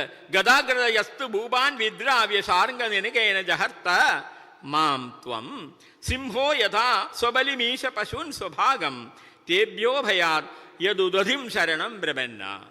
ഭഗവാനെ, അങ്ങ് നേരത്തെ പറഞ്ഞുവല്ലോ, ഈ ക്ഷത്രിയന്മാരെ ഭയന്നിട്ട്, രാജാക്കന്മാരെ ഭയന്നിട്ട് ഞാൻ സമുദ്രത്തെ ശരണം പ്രാപിച്ചു എന്നുള്ളത് ആ വാക്ക് ജാഡ്യം തന്നെയാണ്. കാരണം ഇവിടെ ദേവി പറഞ്ഞു, ശാർംഗനിനദേന ഭൂപാൻ വിദ്രാവ്യ മാം ജഹർത്ത. അങ്ങയുടെ വില്ലിൻ്റെതായിട്ടുള്ള ഞാനൊലിയുണ്ടല്ലോ, ആ ശബ്ദം കൊണ്ട് അങ്ങ് ശത്രുക്കളായ രാജാക്കന്മാരെ മുഴുവൻ തന്നെ ഓടിച്ചു കളഞ്ഞു. എന്നിട്ടാണ് എന്നെ വരിച്ചത്. അതാണ് ശാർംഗനിനദേന ഭൂപാൻ വിദ്രാവ്യ മാം ജഹർത്ത എന്ന് പറഞ്ഞത്. അതിനൊരു ഉദാഹരണം പറഞ്ഞു ദേവി ഇവിടെ. സിംഹരാജൻ മറ്റു മൃഗങ്ങളെ ഓടിച്ചിട്ട് തൻ്റെ ഇരയെ സ്വീകരിക്കുന്നത് പോലെ. അപ്പൊ അങ്ങയുടെ ശൗര്യമാണ് കാണുന്നത്, പരാക്രമമാണ് അവിടെ കാണുന്നത്. ഭയപ്പെട്ടിട്ടല്ല അങ്ങ് പോയത്, നേരെ മറിച്ചിട്ട് അങ്ങ് ഭയമേ ഇല്ലാത്തവനാണ്. കണ്ടോ? അതുകൊണ്ട് നേരത്തെ രാജാക്കന്മാരെ ഭയന്നിട്ട് ഞാൻ സമുദ്രത്തെ ശരണം പ്രാപിച്ചു എന്ന് പറഞ്ഞ അങ്ങയുടെ വാക്ക് ജാഡ്യം തന്നെയാണ്. അടുത്ത ശ്ലോകം 40ാമത്തെ ശ്ലോകത്തിൽ പറയണു, യദ് വാഞ്ചയാ നൃപശിഖ മണയോങ്ക വൈന്യ ജായാന്തനാഹുഷഗയാദയ ഐകപത്യം രാജ്യം വിസൃജ്യ വിവിശുർവനമംബുജാക്ഷ സീതന്തിതേനു പദവീം ത ഇഹ സ്ഥിതാക്കിം. ആശ്രയിക്കുന്നവർക്കെല്ലാം തന്നെ ആനന്ദ പദവിയെ കൊടുക്കുന്നവനാണ് അങ്ങ്, പരമകാരുണികനാണ് അങ്ങ്. വിവേകശാലികളായിരിക്കുന്ന രാജശ്രേഷ്ഠന്മാര്, അതിന് ഉദാഹരണമായിട്ടാണ് അവിടെ പേര് പറഞ്ഞത്. അങ്കനെന്നും വൈന്യനെന്നും ജായാന്തനെന്നും നഹുഷനെന്നും ഒക്കെ പറഞ്ഞത്. അവരൊക്കെ ഏകാധിപതികളായിരുന്നു അവരുടെ രാജ്യത്തിൽ. ആ രാജ്യത്തെ അവർ ഉപേക്ഷിച്ചു, ത്യജിച്ചു. എന്നിട്ട് അവര് അങ്ങയെ ആശ്രയിക്കുന്നു. ആശ്രയിച്ചിട്ട് എന്താ നേടിയത്? അവര് ആത്മാനന്ദം നേടി. അതിനാൽ എന്നെ ഭജിക്കുന്ന സ്ത്രീകൾ ക്ലേശമടയുന്നു എന്ന് അങ്ങ് പറഞ്ഞുവല്ലോ, അത് ശരിയല്ല. ആ വാക്ക് ജാഡ്യമാണ് എന്ന് പറയാണ്. നേരത്തെ 12ാമത്തെ ശ്ലോകത്തിൽ ഭഗവാൻ പറഞ്ഞു, അസ്പഷ്ടവർത്തമനാം പുംസാം അലോകപദമീയുഷാം ആസ്ഥിത പദവീം സുബ്രു പ്രായസീതന്തിയോഷിതഃ. എന്തോ? അസ്പഷ്ട വർത്താവായിരിക്കുന്ന എന്നെ ആശ്രയിക്കുന്നവര് കുറച്ചു കഴിഞ്ഞാൽ എന്താണ്? ദുഃഖിക്കാനിടയാവും എന്നങ്ങ് പറഞ്ഞു. അത് ശരിയല്ല. കാരണം അവർ രാജാക്കന്മാരെല്ലാം ഉപേക്ഷിച്ചിട്ട് അങ്ങയെ നേടി അവർ ആത്മാനന്ദത്തെ അനുഭവിക്കുന്നു എന്ന് വെച്ചു കഴിഞ്ഞാൽ ആ ആത്മാനന്ദത്തെ അനുഭവിക്കാൻ സാധിക്കും അങ്ങയെ പ്രാപിച്ചാൽ എന്ന് അറിയുന്നത് കൊണ്ട് തന്നെയാണ് ഞാൻ അങ്ങയെ വരിച്ചത്. അങ്ങയെ വരിച്ചാൽ ആനന്ദപ്രാപ്തി തന്നെയാണ് ഫലം. അതുകൊണ്ട് തന്നെ അടുത്ത ശ്ലോകത്തിൽ 41ാമത്തെ ശ്ലോകത്തിൽ ദേവി പറഞ്ഞു, അങ്ങ് ഗുണാലയനാണ്, ഗുണഹീനനായിരിക്കുന്ന എന്നെ ഉപേക്ഷിച്ചിട്ട് വേറൊരുവനെ വിവാഹം കഴിച്ചോളൂ എന്ന് കൃഷ്ണ അങ്ങ് പറഞ്ഞുവല്ലോ. അത് ശരിയല്ല. കാരണം സംസാര ദുഃഖത്തെ നിശേഷം ഇല്ലാതാക്കിയിട്ട് കൈവല്യമായിരിക്കുന്ന ആനന്ദ പദവിയെ കൊടുക്കാൻ അങ്ങയ്ക്ക് മാത്രമേ സാധിക്കുകയുള്ളൂ.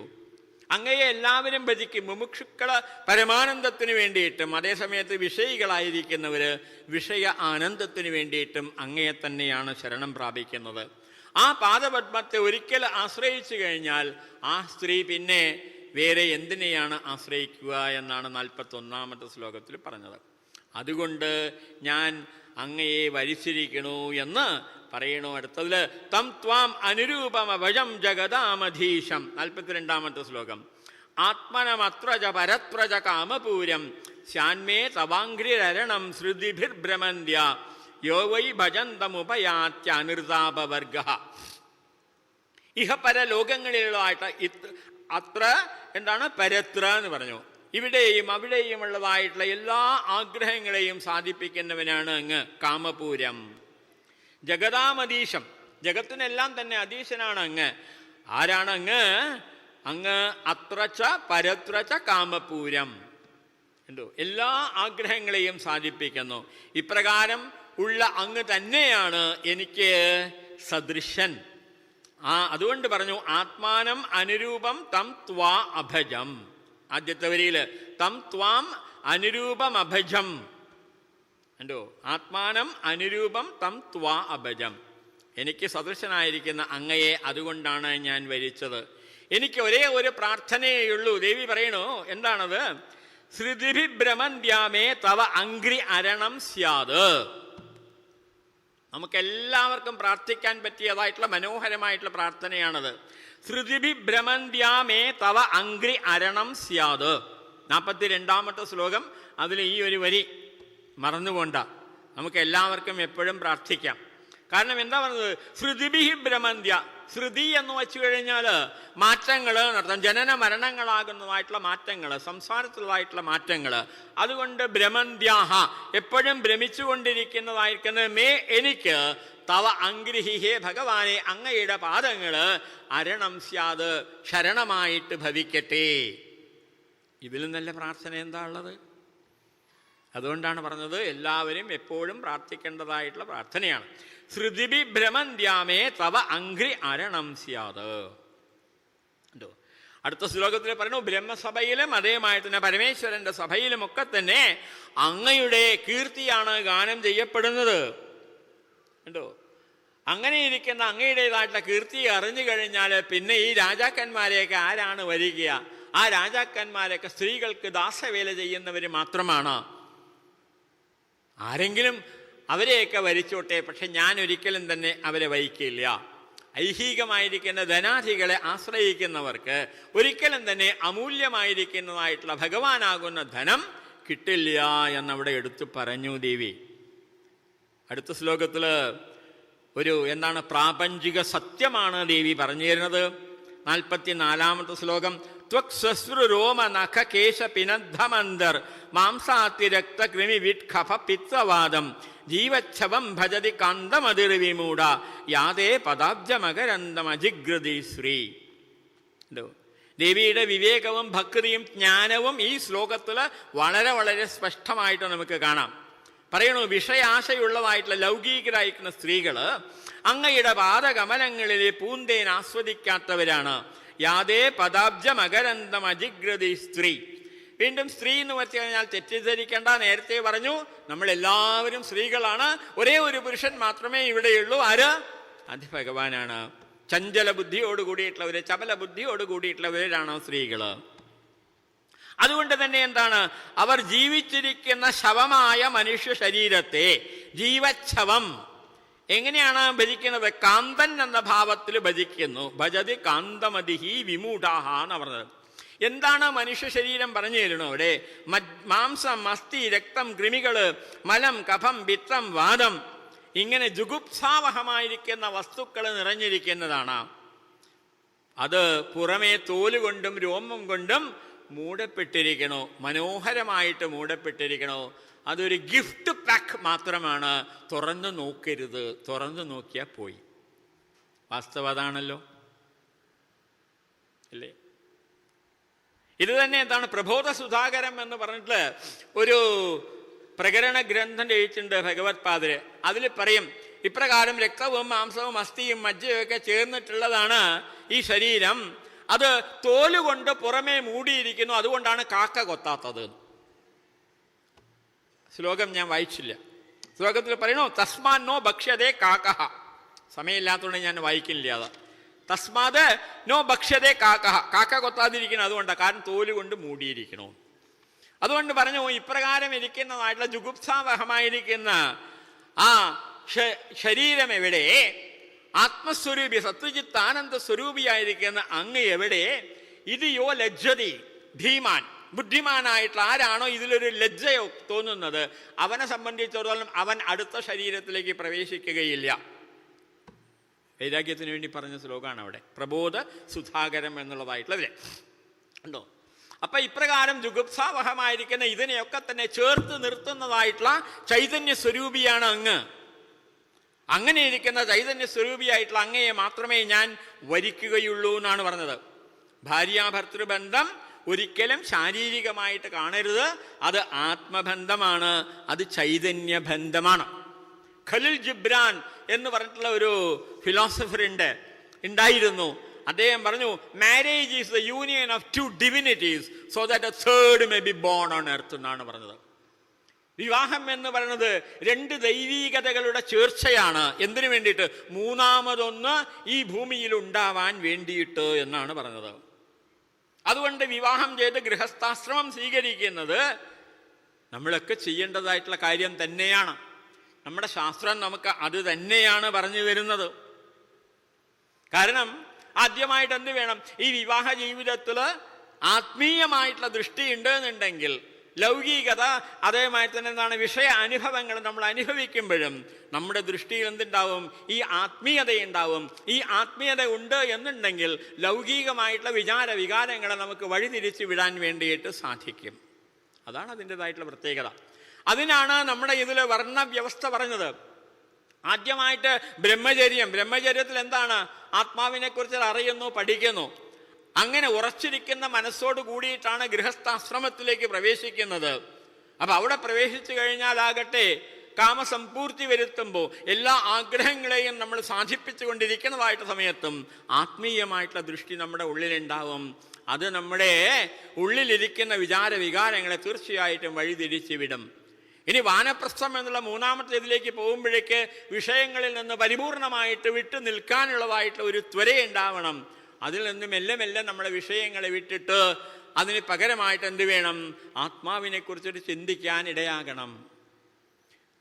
വിഷയ ഉപഭോഗങ്ങൾക്ക് വേണ്ടി ചെലവഴിക്കുന്നതായിട്ടുള്ള ആ സമയത്തെ ഭഗവത് ധ്യാനത്തിന് വേണ്ടിയിട്ട് നമ്മൾ മാറ്റിവെക്കണം. എപ്പോഴാണോ ഇപ്രകാരം പരിപൂർണമായിട്ടുള്ള വൈരാഗ്യം വരുന്നത്, ആ സമയത്ത് ഉപേക്ഷിച്ചിട്ട് എന്ത് വേണം? സന്യാസം സ്വീകരിച്ചിട്ട് പോകണം. അവിടെ എന്താണ്? അവിടെ ഒരേ ഒരു ഇത് മാത്രമേ ഉള്ളൂ. എന്ത്? ഭഗവത് ആരാധന മാത്രമേ ഉള്ളൂ, ധ്യാനം മാത്രമേ ഉള്ളൂ. അതിൽ കൂടിയിട്ട് ആത്മസാമ്രാജ്യം നമുക്ക് നേടിയെടുക്കാൻ സാധിക്കും. ഇത്രയും മനോഹരമായിട്ടാണ് നമ്മുടെ സനാതന ധർമ്മം നമുക്ക് പറഞ്ഞു തരുന്നത്. അതുകൊണ്ട് ഗൃഹസ്ഥധർമ്മം സ്വീകരിക്കുന്നത് കൊണ്ട് യാതൊരു വിധത്തിൽ തെറ്റുമില്ല. മാത്രമല്ല മനുസ്മൃതിയിൽ മനു പറയുന്നുണ്ട്, എപ്രകാരമാണോ എല്ലാ ജന്തുക്കളും വായുവിനെ മാത്രം ആശ്രയിച്ചുകൊണ്ട് ജീവിക്കുന്നത്, അതേപോലെ മറ്റ് 3 ആശ്രമങ്ങളിലുള്ളവരും ആരെ ആശ്രയിക്കുന്നു? ഗൃഹസ്ഥന്മാരെ ആശ്രയിക്കുന്നു. ജ്ഞാനത്തിന് വേണ്ടിയിട്ടും അന്നത്തിന് വേണ്ടിയിട്ടും അവർ ഗൃഹസ്ഥന്മാരെ ആശ്രയിക്കുന്നു.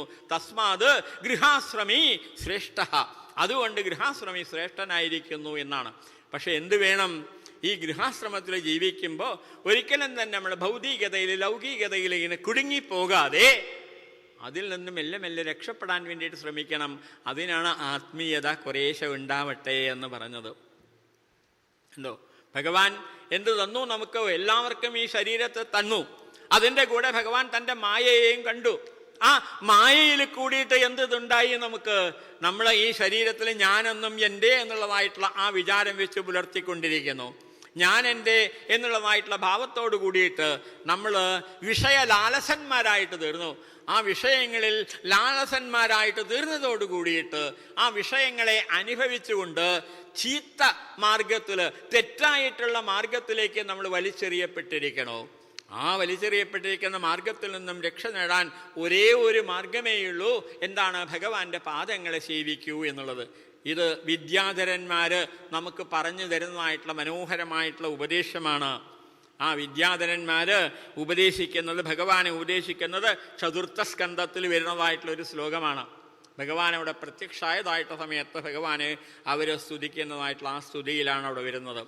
അപ്പോൾ പറഞ്ഞു വന്നത്, ഗൃഹസ്ഥ ജീവിതം എന്ന് പറയുന്നത് ഒരിക്കലും തന്നെ എന്താണ് ലക്ഷ്യപ്രാപ്തിക്ക് തടസ്സമായിട്ടുള്ളതല്ല. തീർച്ചയായിട്ടും അത് നമ്മൾ ലക്ഷ്യപ്രാപ്തിയിലെത്തിക്കും. പക്ഷേ എന്തേ ഉള്ളൂ, നമ്മൾ ആ വിചാരവികാരങ്ങളെ വേണ്ട രീതിയിൽ നമ്മൾ നയിക്കേണ്ടിയിരിക്കുന്നു എന്ന് മാത്രമേ ഉള്ളൂ.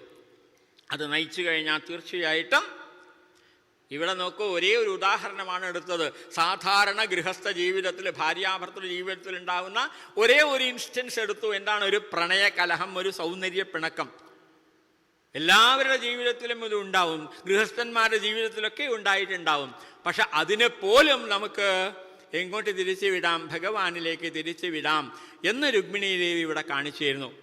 അതുകൊണ്ട് തന്നെ രുക്മിണി കൃഷ്ണന്മാർ ഒരിക്കലും തന്നെ എന്താണ് ആ ശാരീരികമായിട്ട് നമ്മൾ അവരെ കാണരുത്. അവരാരാണ്? പ്രകൃതി പുരുഷന്മാരാണ്, ക്ഷേത്രജ്ഞന്മാരാണ്. അതേ ഭാവം നമുക്കും ഉണ്ടാവണം നമ്മുടേതായിട്ടുള്ള ആ ഗാർഹസ്ഥ്യ ജീവിതത്തിൽ. ഭഗവാൻ അതിനെല്ലാവരെയും അനുഗ്രഹിക്കുമാറാകട്ടെ എന്ന് പ്രാർത്ഥിച്ചുകൊണ്ട് ഇത്രയും നേരം വളരെ ശ്രദ്ധയോടുകൂടി കേട്ടിരുന്ന നിങ്ങളുടെ എല്ലാവരെയും ശ്രദ്ധയ്ക്ക് മുമ്പിൽ സാഷ്ടാംഗ പ്രണാമങ്ങൾ അർപ്പിച്ചുകൊണ്ട് ഞാൻ വിരമിക്കുന്നു. ഹരി ഓം. ഓം പൂർണ്ണമദ പൂർണ്ണമിദം പൂർണ്ണാത് പൂർണ്ണമുദച്യതേ പൂർണ്ണസ്യ പൂർണ്ണമാദായ പൂർണ്ണമേവാവശിഷ്യതേ. ഓം ശാന്തി ശാന്തി ശാന്തി. ഹരി ഓം. ശ്രീ ഗുരുഭ്യോ നമഃ. ഹരി ഓം.